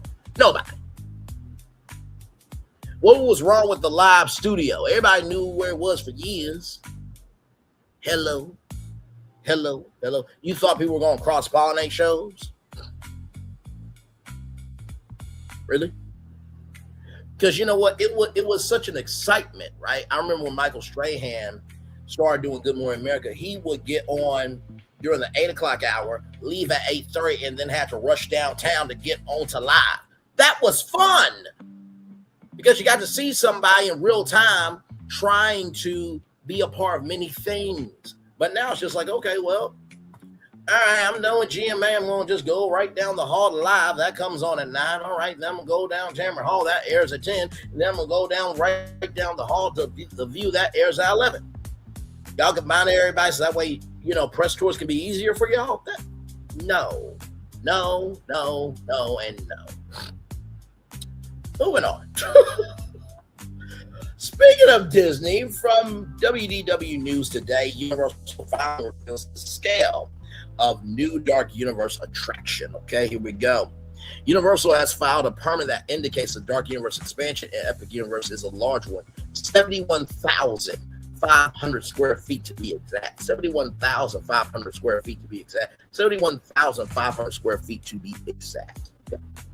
New Epic Universe attraction. Of course, this is Frankenstein's Castle, the home of Monsters Unchained. Okay, the Frankenstein experiment in Dark Universe. The permit, hashtag B269033939. Yeah, 3939. Filed earlier this month is a new construction permit with Stanek Architecture Ltd. as the contractor. The tenant space is listed at 71,500 square feet. To put that into perspective, it's roughly the same size as the Rock and Roller Coaster attraction at Disney's Hollywood Studios. The permit does not indicate what kind of attraction this is. However, past concept art does show a large enclosed building that never made it to the opening of the park. It's pictured It's near the top left area of the image. This could be anything from a new ride to a live show. So, of course, as we see here, things look a little bit different. Okay, of course, you have the Darkmoor entrance there. Of course, you got Frankenstein's castle. Now, this here, it looks like this was, when you go into Darkmoor, there's these catacombs that you could not enter. So there's that there. And then, of course, I think that's the Curse of the Werewolf ride. There's like a building over here. We don't know what that's for. And then, of course, there's Curse of the Werewolf right there. That's the cart right there. And then, of course, you have, you know, the restaurants and everything else. But over here, now, if we zoom in, right, I'm going to bring up somebody real quick, right?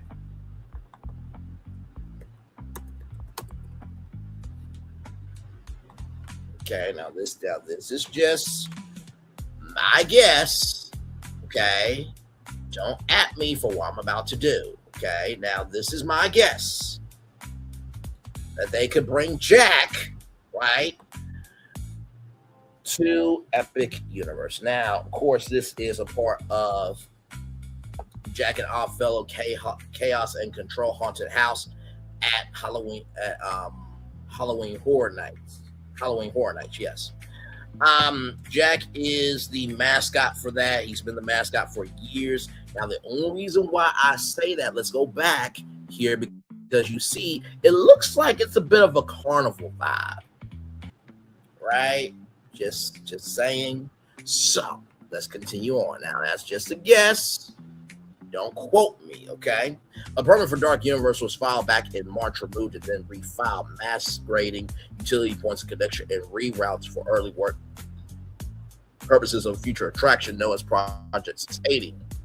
Universal executives have teased an expansion to Epic Universe, although they avoided the word official press releases, to the point where they said that it was going to be an expansion and a press release, and then they rewrote the press release. It's like, you're not lying. You are expanding. You just don't have to say what you're expanding on. Hello. They have not made any official announcements about a new attraction in Dark Universe. Other permits filed for Epic Universe indicate the Wizarding World Harry Potter Ministry of Magic may also receive an expansion, and that is in the Quidditch building. It's a facade, but right behind that is open space. And then, of course, you have that event center that's in that corner by Celestial Park. It's going to hold 1,200 people to 1,400 people. What kind of attraction would you hope to see at Dark Universe? Let us know on social media. Now, a couple of things. There have been rumors that it might be the creature from the Black Lagoon as a ride. There's also been rumors that it might be Luigi's Mansion, right? Because Luigi's Mansion, get into Dark Universe, also get into Super Nintendo World, rather. But I want to show you something real quick.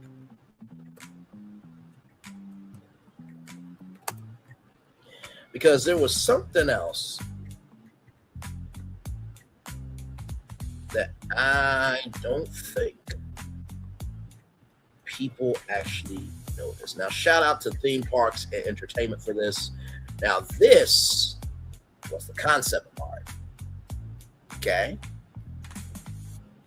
All right. Now, of course, over here is Harry Potter, right? Over here is How to Train Your Dragon. Now, something that you guys may notice is the colors are very subdued, right? So they did not want anybody to, know what the colors were, right? But you have an unknown ride right here, right? Now, this part right here is some shops here, but this is an unknown ride in this concept art, right? You have Constellation Carousel. You have Astronomica right here. You have, of course, right here. This is Stardust Racers right here. Of course, you can tell that Stardust Racers from the comet right there. This was supposed to be a space something, but to no avail. Now, of course, you have Super Nintendo World, Donkey Kong. Now, this is Apache Land for expansion. That's Apache Land for expansion. That's Apache Land for expansion. Right over here is some expansion. But I want you to look at this right here. That theater did not make it into the concept art. I believe that is about 71,700 square feet.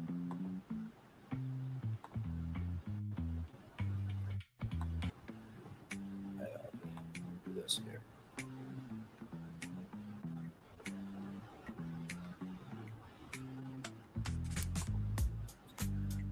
With a rumor of a dark universe expand.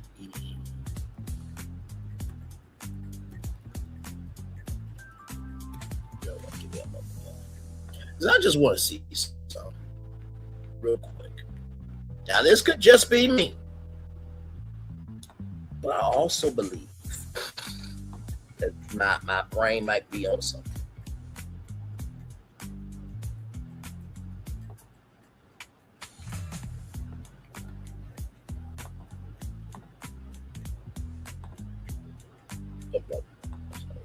Right there.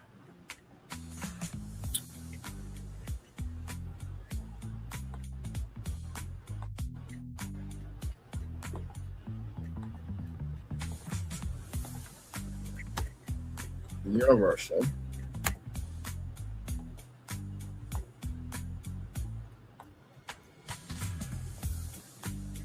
Okay, because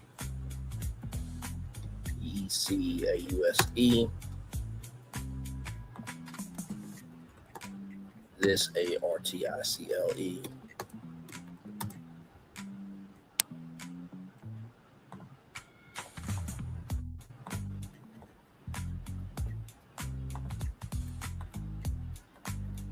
Could it be POSSRBA that this is the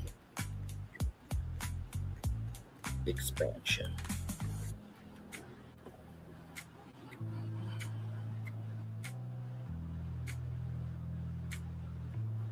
I just want to see something, y'all. Just give me some time.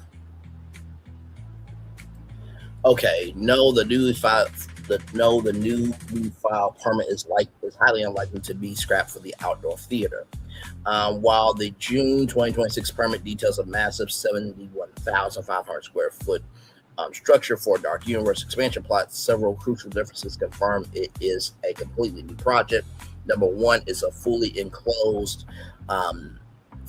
indoor building. The permit filed by Static Architecture specifies an enclosed multi-level building envelope. The original 2019 concept RE provide features a large open-air amphitheater with exposed stadium seating. Universal is intentionally shifting toward indoor additions to increase the park's uptime and shield guests from the Florida heavy rain and heat. Number two, the size matches in major indoor dark rides. The 71,500 square foot footprint is roughly the size of Disney's Rock and Roller Coaster building or a standard high capacity indoor dark ride outdoor theater. We use space entirely differently, prioritizing a wide stage and vast open singing plaza rather than a massive enclosed downstage block. And then number three, current rumors point to a water-based ride. The current industry consensus in theme park inside rooms surrounding Project 6A, the Dark Universe expansion plot behind Monsters Unchained, which is right here, this part here, everybody, or over here, point heavily toward indoor water ride or boat ride. Intellectual properties frequently tied to these permits are Creature from Black Lagoon, utilizing a local water ride system, Bride Frankenstein as a major indoor dark ride theater experience. The original amphitheater remains a dead concept, but its former physical footprint is finally being utilized for a major climate control e-ticket attraction. Okay. So that is from Gemini. But anything is possible because, think about this, that could be enclosed. Let me ask that. Could the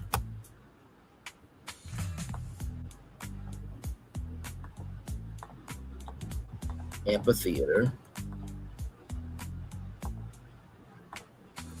become ENCL enclosed if Universal wanted to do like a live dark universe original play? Mm-hmm.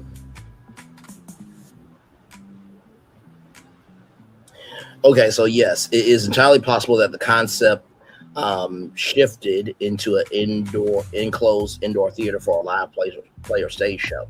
While the 71,000 square foot permit completely eliminates the old outdoor amphitheater design, the sheer scale of the new building perfectly aligns with a state-of-the-art indoor theater. If Universal decides to pivot the concept into a massive climate-controlled venue for a live dark universe theatrical production, it makes just perfect logistical and creative sense for several reasons. The footprint is identical to existing Universal mega theaters. The 71,500 square foot building is massive, but isn't strictly limited to a dark ride. Industry comparisons show it matches Universal's highest tier indoor theater spaces. So the Untrainable Dragon Theater, How to Train Your Dragon Land, or How to Train Your Dragon Owl the Bird spans roughly 70,000 square feet. The Mystery Building permit is 71,500 square feet, making the exact ideal dimension for a high-capacity indoor show featuring massive moving sets, practical special effects, and deep backstage tech space. Number 2, live horror shows are Universal's specialty. Universal Creative has a legendary history with practical live shows, special effects, and theatrical horror storytelling. An original Universal Monsters live play would fit seamlessly into the park lineup, building on the legacy of Halloween Horror Night stage shows and the Universal Orlando Horror Makeup Show. A premium indoor venue will allow them to utilize advanced projection mapping and illusion tech, massive Broadway caliber practical sets like a crumbling castle or Dr. Frankenstein's fully operating lab, high flying aerial stunt rigs, and complex pyrotechnics sheltered entirely from Florida rain. Number 3, indoor capacity is Epic Universe's biggest need. Theme park operators build indoor theater spaces to absorb thousands of guests at a time, pulling them out of ride queues and keeping the park running smoothly during daily Central Florida summer downpours. Enclosing the old amphitheater concept satisfies both the creative vision for a live monster show and the operational need for weatherproof guest capacity. Whether this project emerges as an immersive Frankenstein theatrical experience or a highly anticipated water ride, the old open-air concept is officially dead, paving the way for a major indoor powerhouse. So, okay, that's what I was thinking. That's exactly what I was thinking. Okay, so I don't know why it's not showing y'all that.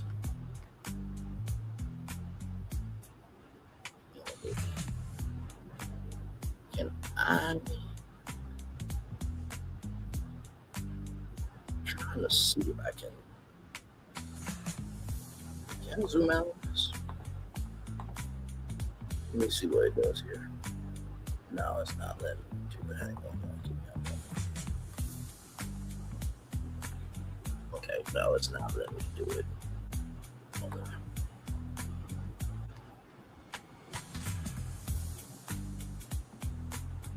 Doggone it. It's not letting me show y'all the side over here.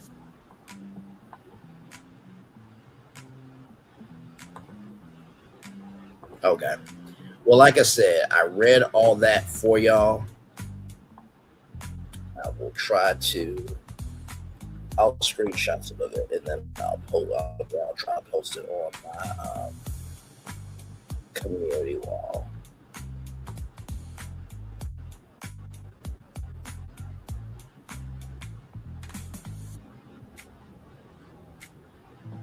And like I say, y'all, it's just a prediction. That's not saying that it's going to happen, but sincerely, I believe that amphitheater that they had in the concept art originally for Dark Universe, it could be coming.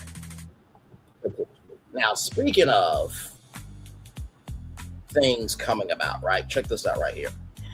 From the toy book right here, check this out. The Play District, Hasbro reveals new entertainment destination. The venue features beloved brands like Peppa Pig, Transformers, and Nerf. So here we go. Here, Hasbro introduces new ways for consumers to interact with its intellectual property, unveiling a multi-attraction entertainment destination. The Play District, powered by Hasbro, houses iconic brands such as Nerf, Peppa Pig, Play-Doh, and Transformers. In summer 2027, Pigeon Forge, Tennessee will host the immersive destination. The approximately 50,000 square foot venue is developed by Safe Harbor Development in partnership with Kingsman Experience Incorporated and licensed by Hasbro. The entertainment space offers 3 brand-inspired play experiences, bringing high-energy attractions for kids, families, and visitors of all ages. In Nerf Action Experience, guests test their skills in competitive challenges such as obstacle courses, arcade games, and laser tag.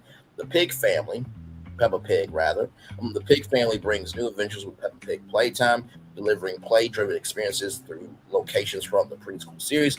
Planet Play School is the place for guests to be for guests wanting a sensory-rich environment featuring Play-Doh, Transformers, PJ Masks, Mousetrap, and more. So this is what it is going to look like. This will be in Pigeon Forge, Tennessee. Like I said before, beyond attractions, consumers can expect dedicated spaces for birthday parties, group events, school and camp outings, and team building activities. Additionally, the space will feature food and beverage offerings, as well as on-site retail locations featuring exclusive products. This collaboration between Safe Harbor Development, Kingsman Experience, and Hasbro allows us to extend our brands beyond the tour aisle and into real-world experiences, says Matt Prolick, Senior Vice President of Global Experiences, Partnerships, and Music at Hasbro. The Play District will give families the opportunity to step into worlds they already love to create unforgettable memories. The Play District, powered by Hasbro, is currently underway with more details to be revealed in the coming months. For more information, visit theplaydistrict.com. We will visit that now. Now, it's quite interesting, right? Because I did a whole live stream where I talked about what Hasbro has been doing in the world of location-based entertainment, right? And there is something potentially coming right here to Glendale, Arizona, right here, right? Oh my God, are we really doing this? Okay, that's fine. That's fine. You're not going to do this to me. That's fine. Always find another way.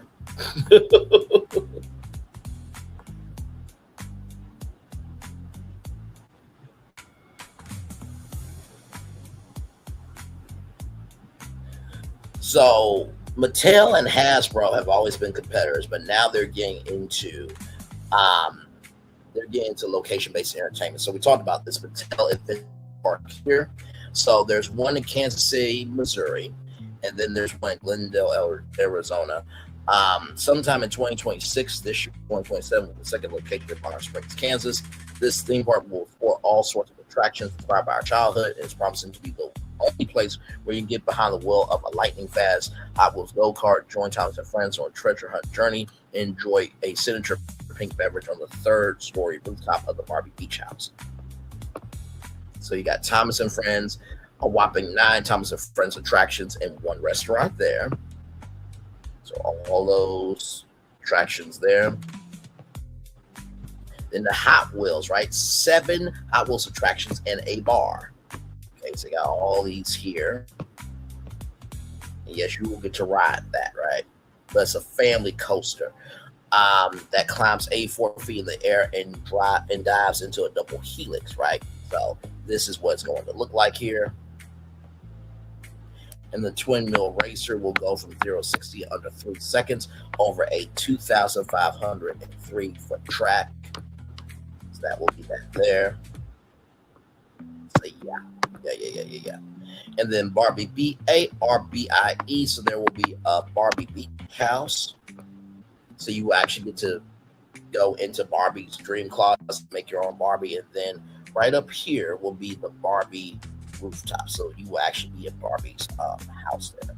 The Master of the Universe will have laser tag, and show you guys know. I think there is a Master of the Universe movie that just came out. And then, of course, Mattel Games. They got Uno Wild Climb, Mattel Games Mini Golf, Kerplunk Drop Tower, Adventure Pizza Kitchen, and Mattel Games Way. So this is happening in Kansas and Glendale, Arizona. And so it's interesting, right, that they have all that. But before I show you the Play District, I want to show you something else.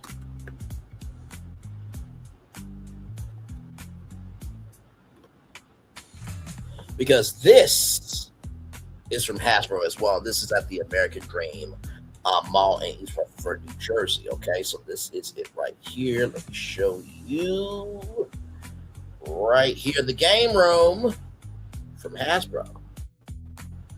Let's play it.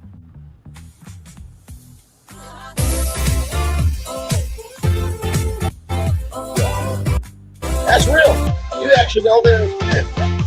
Yeah. That can't be it, right?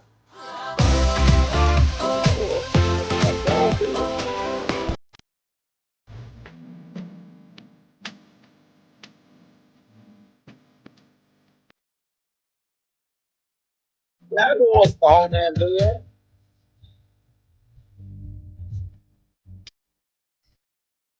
They got laser tag in there.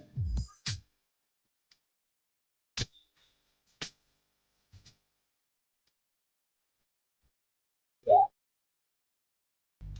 Yeah, those are shakes from Candyland Farm. Yeah, you can go there right now. So Hasbro has definitely been trying to make it do what it do for quite a while. So they got the Game Room Arcade, G.I. Joe, Bow Station Laser Tag, Game Room Eats, Candyland Shake Bar, and the Game Bar, right? And also, too, you can party in one of their VIP rooms. Like this is the Monopoly one here, and then there's also a Monopoly Steakhouse that is opening up. And of course, we talk about Monopoly Dreams, a indoor experience of Monopoly. So Hasbro has been getting into this world for quite a while, and I'm sure they're like, Braylon, will you please shut up? Quit saying our plans out loud, damn it. And then, of course, you can meet Mr. Monopoly. Now, that is new. 12 p.m., 1 p.m., 2 p.m., 3:30 p.m., 4:30 p.m., and 5:30 p.m. Good damn, Mr. Monopoly is there from 12 to 6 o'clock. Good damn, he's got a whole schedule. So now here, so here's the Play District powered by Hasbro here. So these three here now, this is the first Play District, but it will not be the last. I can promise you that. So as you can see here, obstacle course, curate, arcade games, laser tag, the first of its kind, Nerf ride, and more. So that will be that there for the Nerf action experience. Plant Play School. You'll be able to feature, you'll be able to have experiences from brands such as Play-Doh, Transformers, PJ Masks, Mousetrap, and more. And then Peppa Pig. Of course, Peppa Pig has their own parks as well. So that is everything you need to know. They don't have anything else as of right now, but just want to show you guys that as well. Y'all, that's our show. That is literally everything I got for y'all. That was done in 1 hour, 44 minutes, and 48 seconds. I'm going to turn off my camera now because we done the whole show for over an hour. Yes, we have. Woo, my God, today. What a show, what a show, what a show, what a show.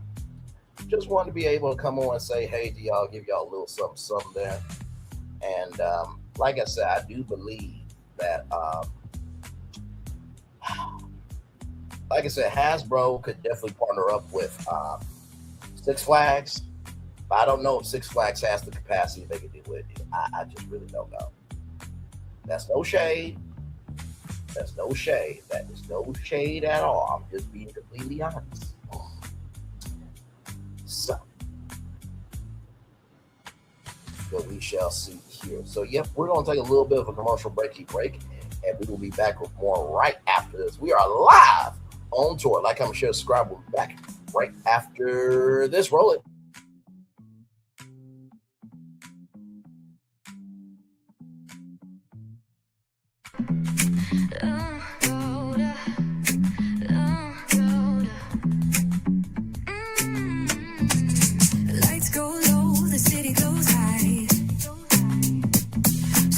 Untold under moonlit skies. Braylon got the vibe, got the flow for the culture. Yeah, you already know. Turn it up, lean back, feel the breeze. Late night truths drifting through the trees. It's for the culture, by the culture. Braylon got the soul to show you.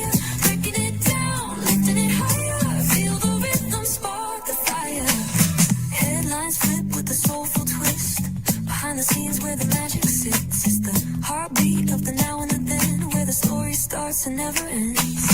Tune in, lean and feel the groove. Every moment a vibe you can't lose. It's for the culture, by the culture. Braylon got the soul to show you. Breaking it down, lifting it high.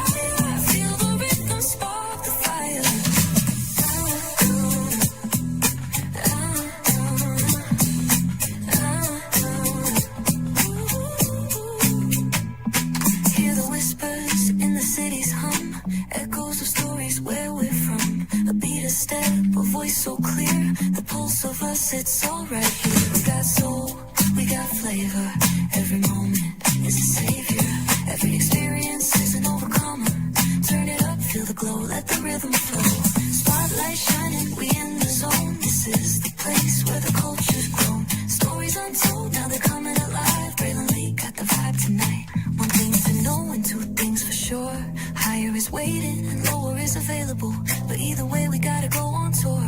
It's Braylon Lee's virtual tour, where the culture makes its move. Feel the love, feel the truth. This is us, this is you.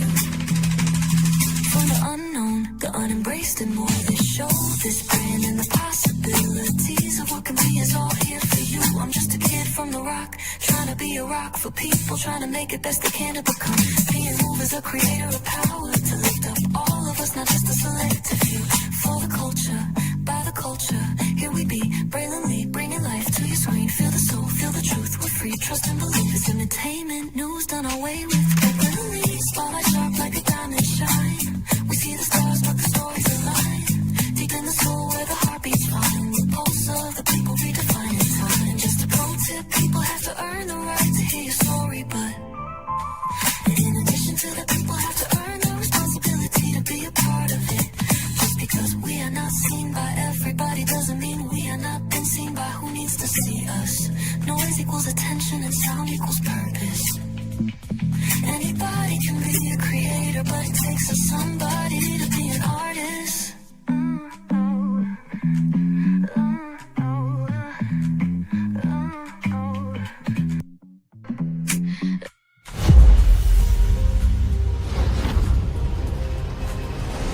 Beyond this gate, find gardens green and epic worlds to fill your dreams.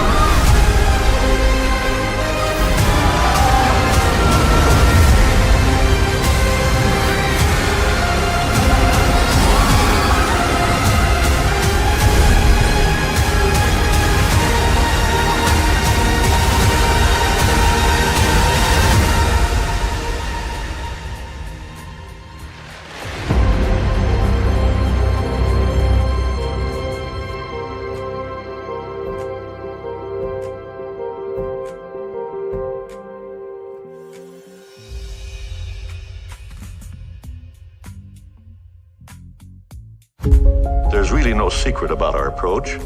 We keep moving forward. with the hope that it will be a source of joy and inspiration to all the world. In Disney's 102-year history, there have been many defining moments and countless achievements. Today, we celebrate another thrilling moment, the creation of a spectacular new Disney theme park resort coming to Abu Dhabi.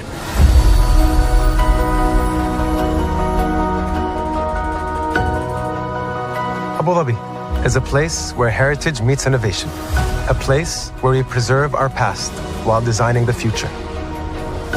Bringing a Disney theme park resort to Yas Island, Abu Dhabi, marks a historic milestone in our journey as a global family destination.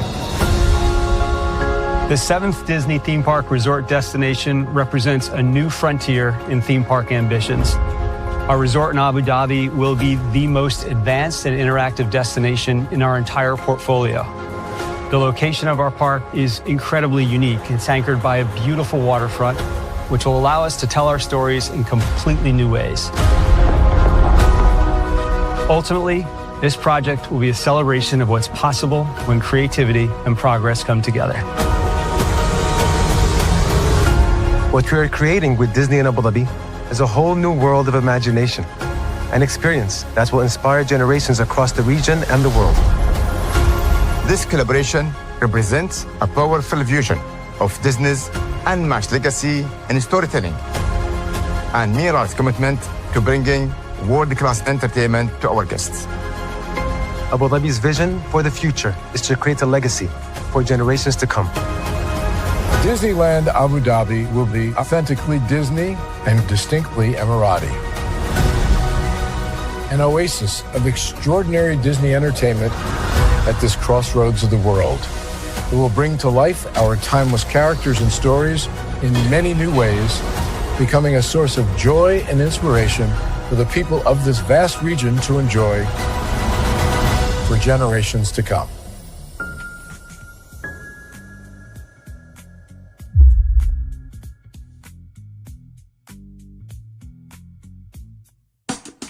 Caesar.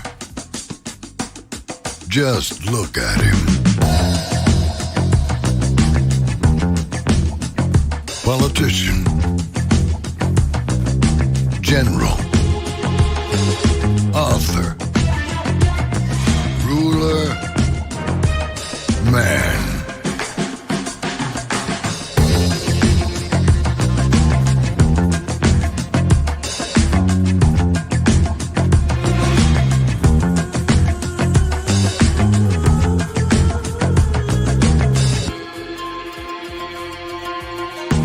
Legend has it, he's not only stared into the belly of the beast,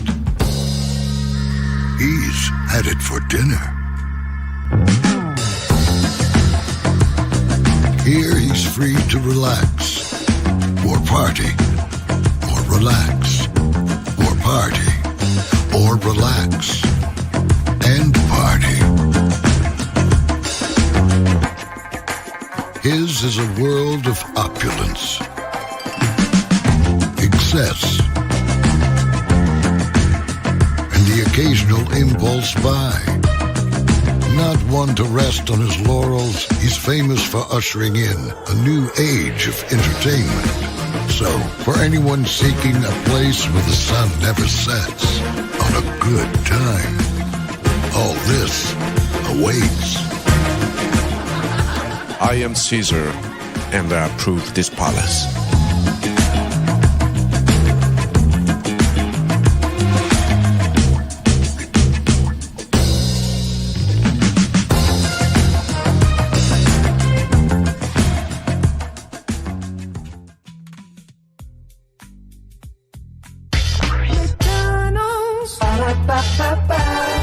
I'm loving it. McDonald's. I'm loving it. McDonald's. I'm loving it. I'm loving y'all right back. So much I had to tell you thrice. Welcome back in to Brainley's virtual tour live. Glad to have all of you here. Yes, indeed. It's good to see all of you. Like I said, happy Wednesday. Like I said, tomorrow I will be off of YouTube unless there is something in the culture that needs to be talked about. If there's something that I want to talk about, but otherwise, I will see you guys Friday. Yes, indeed. There. So yeah. Yeah.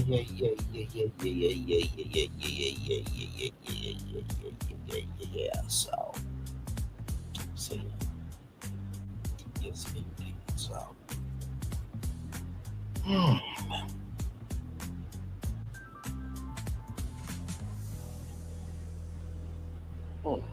Okay.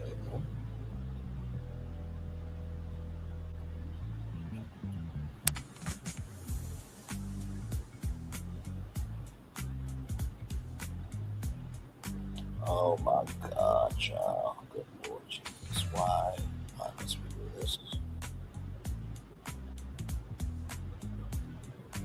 Okay. Copying that. Why is that copy that?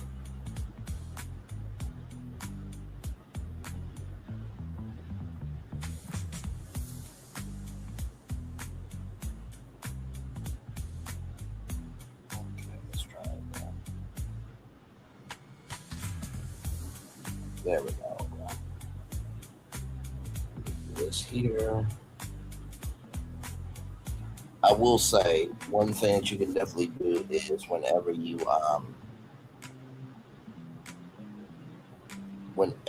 like find a really good story, you can copy it and make it do what it do. So I'm gonna do Disney. So yeah, you can actually do that. You can actually like copy a story off of you can copy a story off of LinkedIn and then just make it do what it do. You know what I mean? So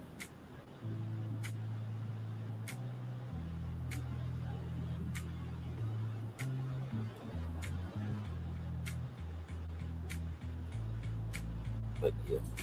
So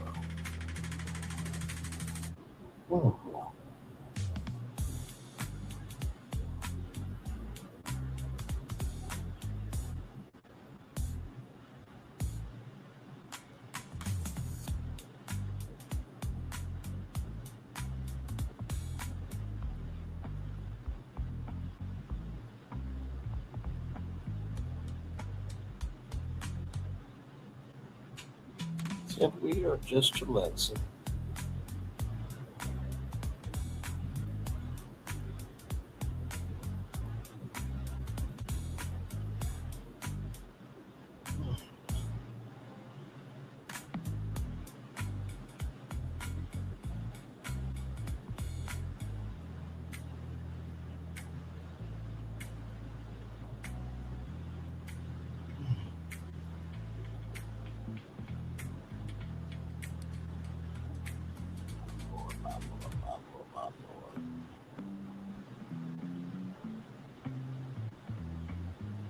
Yeah, we'll chill out here for a little bit.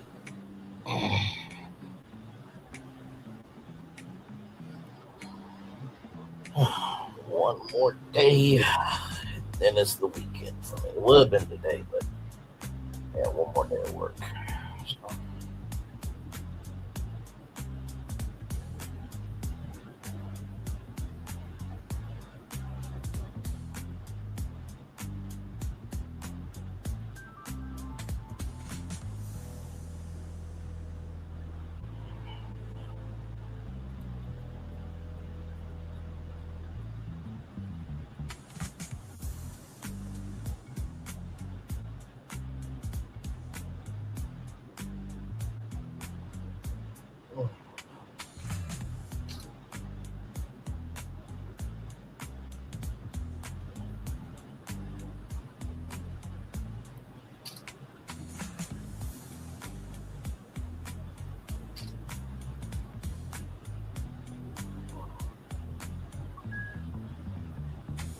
Yep, we are chillaxing.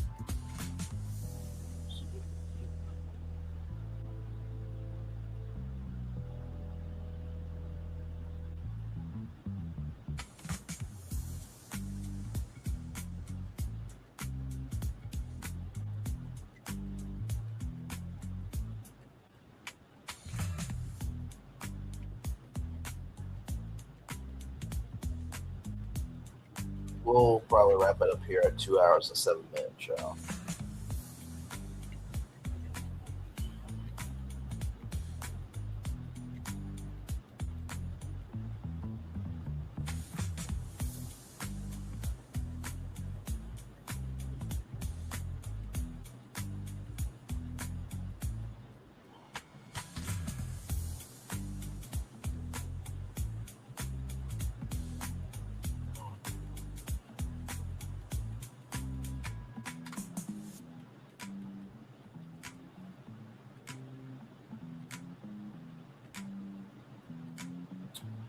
One more minute as we get ready to wrap up the show here. And that was a good show. I enjoyed it, man. I really did.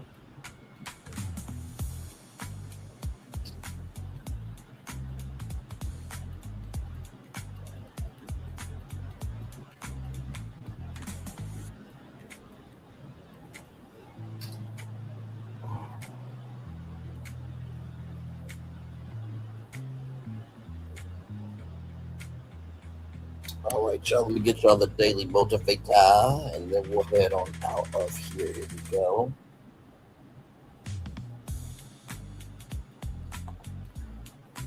Make sure it's up for you. Yep, okay, we're good.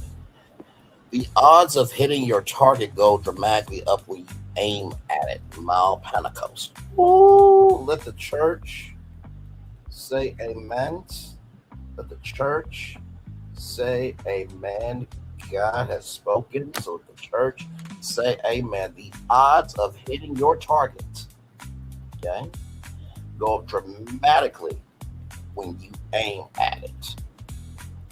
I'll read that one more time. The odds of hitting your target go dramatically up when you aim at it. Ooh, that's a word right there. I hope you got that word, because I certainly did.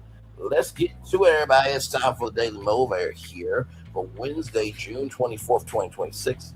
Quick recovery. You've had a setback. Make sure it doesn't become part of your permanent disruption.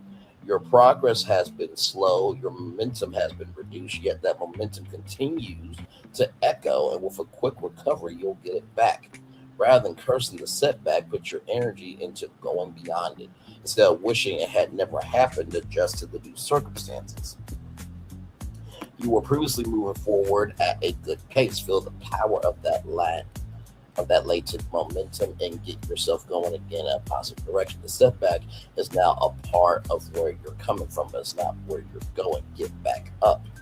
Look ahead toward your objective and begin to do what it will take you to get, and begin to do what it will take you, and begin to do what will take you there, rather.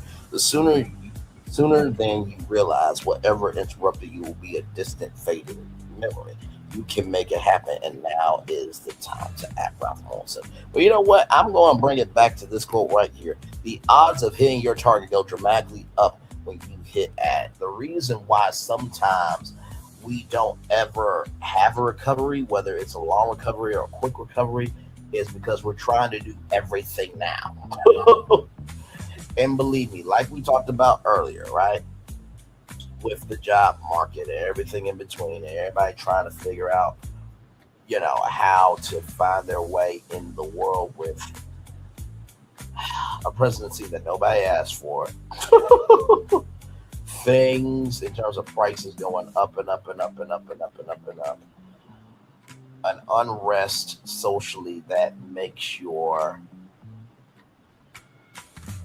excuse me, what? I know you lying. Say less. See, God is always paying attention to you.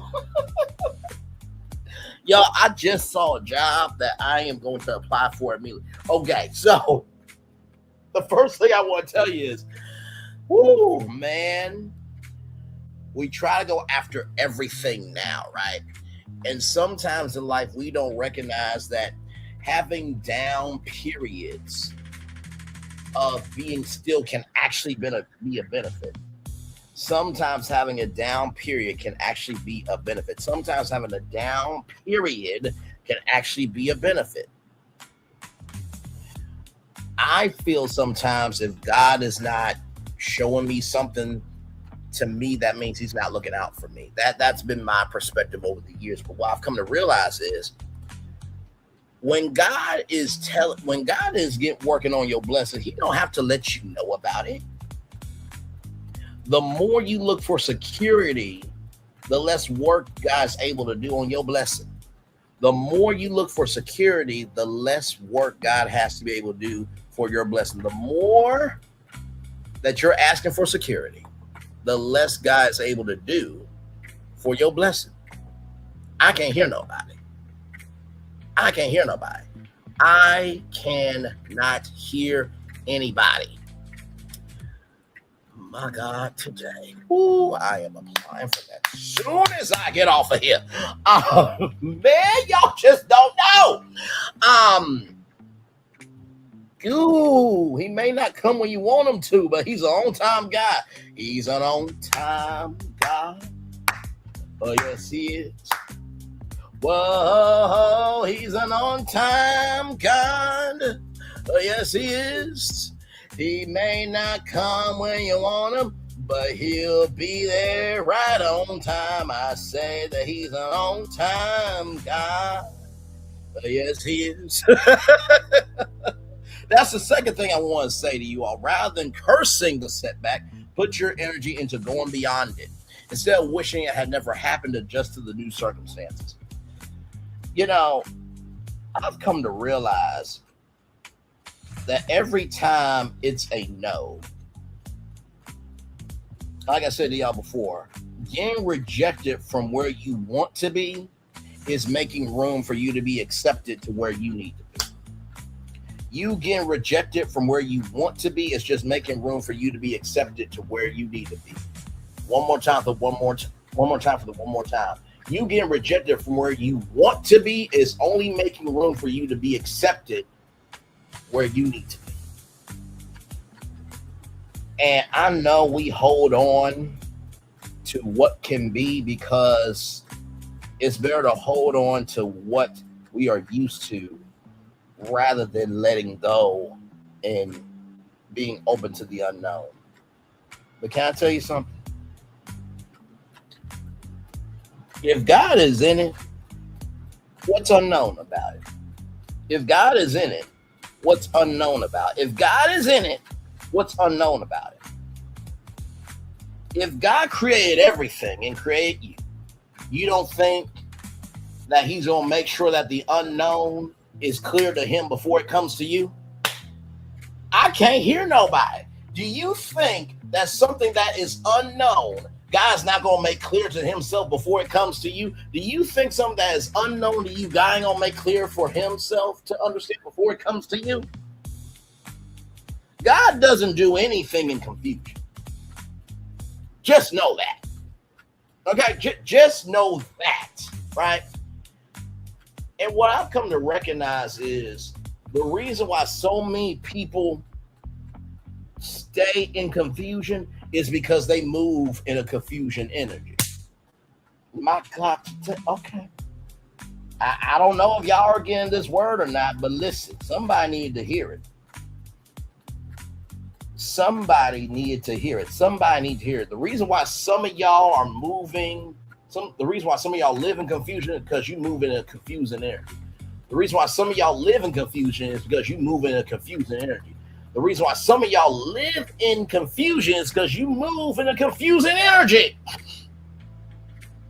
How do you expect for your gift to make room for you if you're a one-trick pony at something?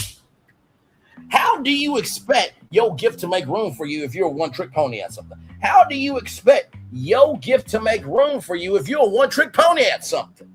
If you continue to talk about the same old thing, and you ask God, can I be a correspondent? Can I be a host? Can I do this? Can I do that? Why am I going to give you something that requires more responsibilities when you're only doing one thing and you're one-dimensional only? Come on. Chat. Okay. All right. Let's roll on to this third point because oh my Lord. Finally, the setback is now a part of where you're coming from, but it's not where you're going. The setback is now a part of where you're coming from, but it's not where you're going. The setback is now part of where you're coming from, but it's not where you're going. I remember what my mama said to me. She said, Bray, it's not that you're not going to make it on television. You're just going in a different direction. It's not that you're not going to make it on television. You're just going in a different direction. It's not that you're not going to make it on television, Braylon. You're just going in a different direction. Sometimes in life, y'all, that scripture that says, trust in the Lord with all your heart, lean not into your own understanding, all your ways acknowledge him, and he will direct your path. He didn't say that because we should not have our own thinking. He said that for times of struggle. He didn't say that scripture because we shouldn't have the right to our own thinking. But he said that because he knew we were going to go through struggle. One more time. He did not say that because we shouldn't have the right to our own thinking. He said that because he knew there was going to be struggle. I thank God that I have my cavalry around me, that just because they're saying something to go against me in terms of my thinking doesn't mean they don't want the best from me. Think about this. In the life that you're living right now, has your life been more of your own thinking? Has it been more of your cavalry's thinking? I'm just asking a question. I think really it's a mixture between the two. But had it not been for your cavalry's thinking, would you be where you are in life? Had it not been for your cavalry's thinking, would you be where you are in life? Had it not been for your cavalry's thinking, would you be where you are in life? If that's a no, you need to be grateful for that. Like I said to my sister, when someone is speaking into you, listen. When no one's saying anything to you, that's when you should be worried. And with that being said, everybody, it's time for the best outro on YouTube. Child, that was a word right there. I hope y'all got it, because I certainly did. It is time for the best outro on YouTube. Once again, know what you do and do what you know. Never say 1 point special, because you are always one blessed. And trust, you may not be where you want to be, but by the end of it, you'll be where you need to be. Do what you've been chosen to do.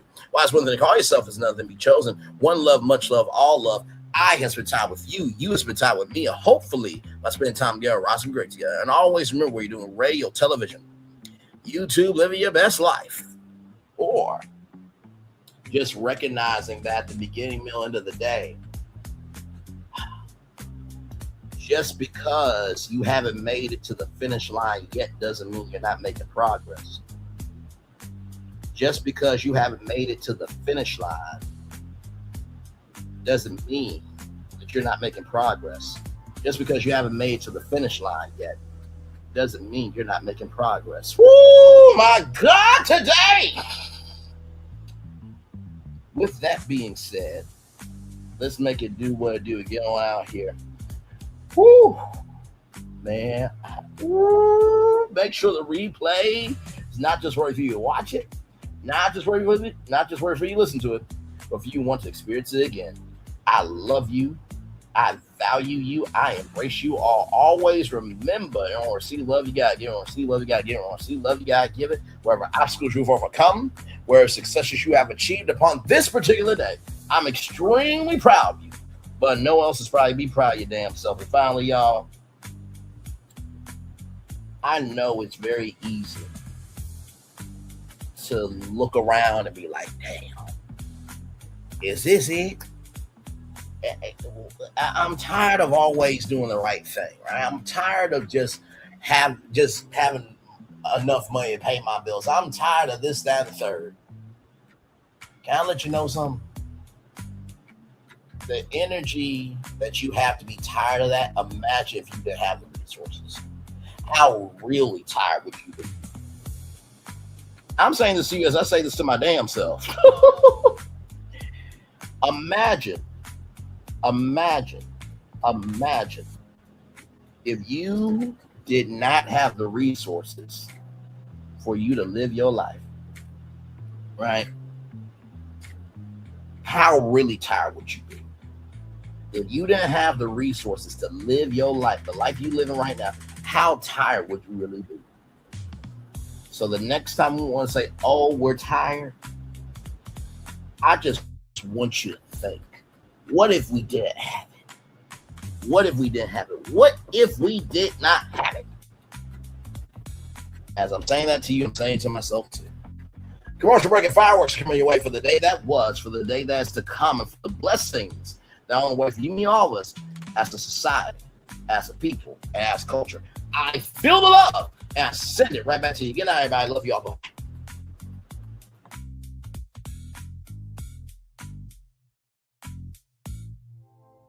I thought I should tell you they've been talking about you. Yeah, they've been talking about you. They've been talking about the fact that they've done everything they could to stop you and everything they could to block you, but you still win. They've been talking about the fact that they have undermined your success and they have tried to sabotage your seasons, but you keep winning. They've been talking about the fact that even though they don't like each other, they get together to try to kill you, but you keep winning. They've been talking about the fact that you were voted least likely to succeed, but like cream, you keep rising to the top. They've been talking about how they tried to burn your world down, but like the phoenix, you rose from the ashes. They've been talking about you, and you know what they say? Oh, she's just lucky. He's just lucky. But no, you ain't lucky. You're anointed. You got something on you. You got favor on you. You got power on you. You were born to win. Now they can call it luck, but it's grace. They can call it luck, but it's faith. But whatever they call it, it doesn't matter, because you know what God calls you? Do you know what God calls you? A winner. I thought I should tell you they've been talking about you. Yeah, they've been talking about you. They've been talking about the fact that they've done everything they could to stop you and everything they could to block you, but you still win. They've been talking about the fact that they have undermined your success and they have tried to sabotage your seasons, but you keep winning. They've been talking about the fact that even though they don't like each other, they get together to try to kill you, but you keep winning. They've been talking about the fact that you were voted least likely to succeed, but like cream, you keep rising to the top. They've been talking about how they tried to burn your world down, but like the phoenix, you rose from the ashes. They've been talking about you, and you know what they say? Oh, she's just lucky. He's just lucky. But no, you ain't lucky. You're anointed. You got something on you. You got favor on you. You got power on you. You were born to win. Now, they can call it luck, but it's grace. They can call it luck, but it's favor. But whatever they call it, it doesn't matter, because you know what God calls you? Do you know what God calls you? A winner. I thought I should tell you, they've been talking about you. Yeah, they've been talking about you. They've been talking about the fact that they've done everything they could to stop you and everything they could to block you, but you still win. They've been talking about the fact that they have undermined your success and they have tried to sabotage your seasons, but you keep winning. They've been talking about the fact that even though they don't like each other, they get together to try to kill you, but you keep winning. They've been talking about the fact that you were voted least likely to succeed, but like cream, you keep rising to the top. They've been talking about how they tried to burn your world down, but like the phoenix, you rose from the ashes. They've been talking about you. And you know what they say? Oh, she's just lucky. He's just lucky. But no, you ain't lucky. You're anointed. You got something on you. You got favor on you. You got power on you. You were born to win. Now, they can call it luck, but it's grace. They can call it luck, but it's favor. But whatever they call it, it doesn't matter, because you know what God calls you? Do you know what God calls you? A winner. I thought I should. Good evening. My name is Mark Woodbury. I'm the chairman and CEO of Universal Destinations and Experiences. Well, we're finally here. Tomorrow we begin a new chapter at Universal Orlando Resort as we open Epic Universe. We built this place for you. I want to thank you, our fans, for your love of our stories, characters, and immersive experiences that inspired this incredible place. Epic Universe represents over 8 years of meticulous planning, immense creativity, and innovation, combined with unmatched craftsmanship and operational excellence on the part of thousands of people who have brought to life the stories and characters that live beyond each of Epic's portals. But it represents so much more. Your love of Universal and the deep connections we've shared together here in Orlando over the past 30 years inspired us to dream bigger and to push the boundaries to create something extraordinary for you and for generations of fans and families to come. And tomorrow, as we open Epic Universe, I can't wait for you to experience this place for yourself.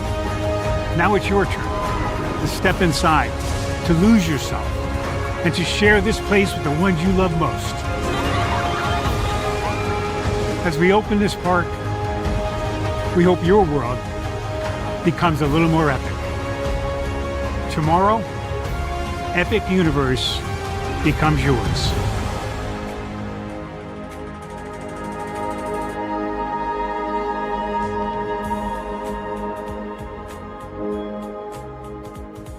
Are video games getting too expensive? This episode, we want to find some common ground because the CEOs want to raise the price even more. Not with these broken ass games. $5 million. That's how much San Andreas costs to make. Is it their fault for selling or our fault for buying? Corporations claim all this stuff. Devs say otherwise. Sports gamers, cozy gamers, whatever you call the people who play Power Wash Simulator. I think it stings a little bit more because I'm spending my actual money and my mom is not. Imagine they get rid of all movie theaters and then charge you the same price to watch the same movie at home. That's like every streaming service. It doesn't have to be the longest of games, but am I having fun with it? This is Lex. I'm Ronell. Let's get right into it.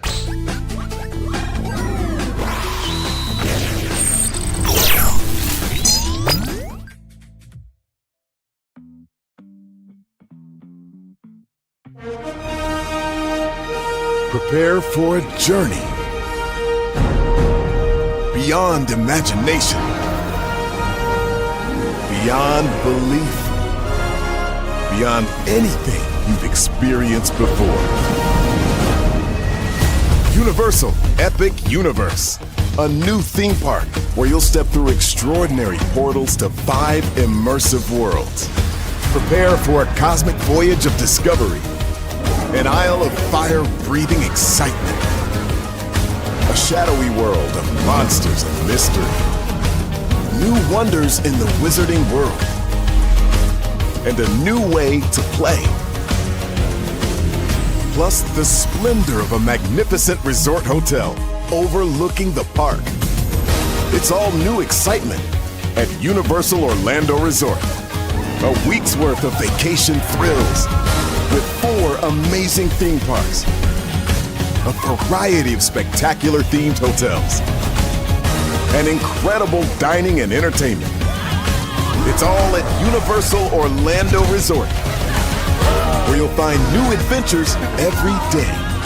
Explore the astonishing worlds of Universal Epic Universe at Universal Orlando Resort. Because here's the thing, a good streamer can find other content. Because here's the thing, a good streamer can find other content. Because here's the thing, a good streamer can find other content. Because here's the thing, a good streamer can find other content. Because here's the thing, a good streamer can find other content. Because here's the thing, a good streamer can find other content. Because here's the thing, a good streamer can find other content. Because here's the thing, a good streamer can find other content. Because here's the thing, a good streamer can find other content. I have been moving on my own accord, covering Black culture. There is more to life. I heard that, friend. Braylon, shout out to Braylon. Make sure y'all go follow Braylon in case y'all haven't. I love your content. I have been moving on my own accord, covering Black culture. There is more to life. I heard that, friend. Braylon, shout out to Braylon. Make sure y'all go follow Braylon in case y'all haven't. I love your content. I have been moving on my own accord, covering Black culture. There is more to life. I heard that, friend. Braylon, shout out to Braylon. Make sure y'all go follow Braylon in case y'all haven't. I love your content. Child, Braylon been over there doing his thing, minding his GD business, staying out of trouble, trying to get the folks some positive stuff to talk about. Besides lying all the damn time. Child, Braylon been over there doing his thing, minding his GD business, staying out of trouble, trying to get the folks some positive stuff to talk about. Besides lying all the damn time. Child, Braylon been over there doing his thing, minding his GD business, staying out of trouble, trying to get the folks some positive stuff to talk about. Besides lying all the damn time. Child, Braylon been over there doing his thing, minding his GD business, staying out of trouble, trying to get the folks some positive stuff to talk about. Besides lying all the damn time. Child, Braylon been over there doing his thing, minding his GD business, staying out of trouble, trying to get the folks some positive stuff to talk about. Besides lying all the damn time. Child, Braylon been over there doing his thing, minding his GD business, staying out of trouble, trying to get the folks some positive stuff to talk about. Besides lying all the damn time.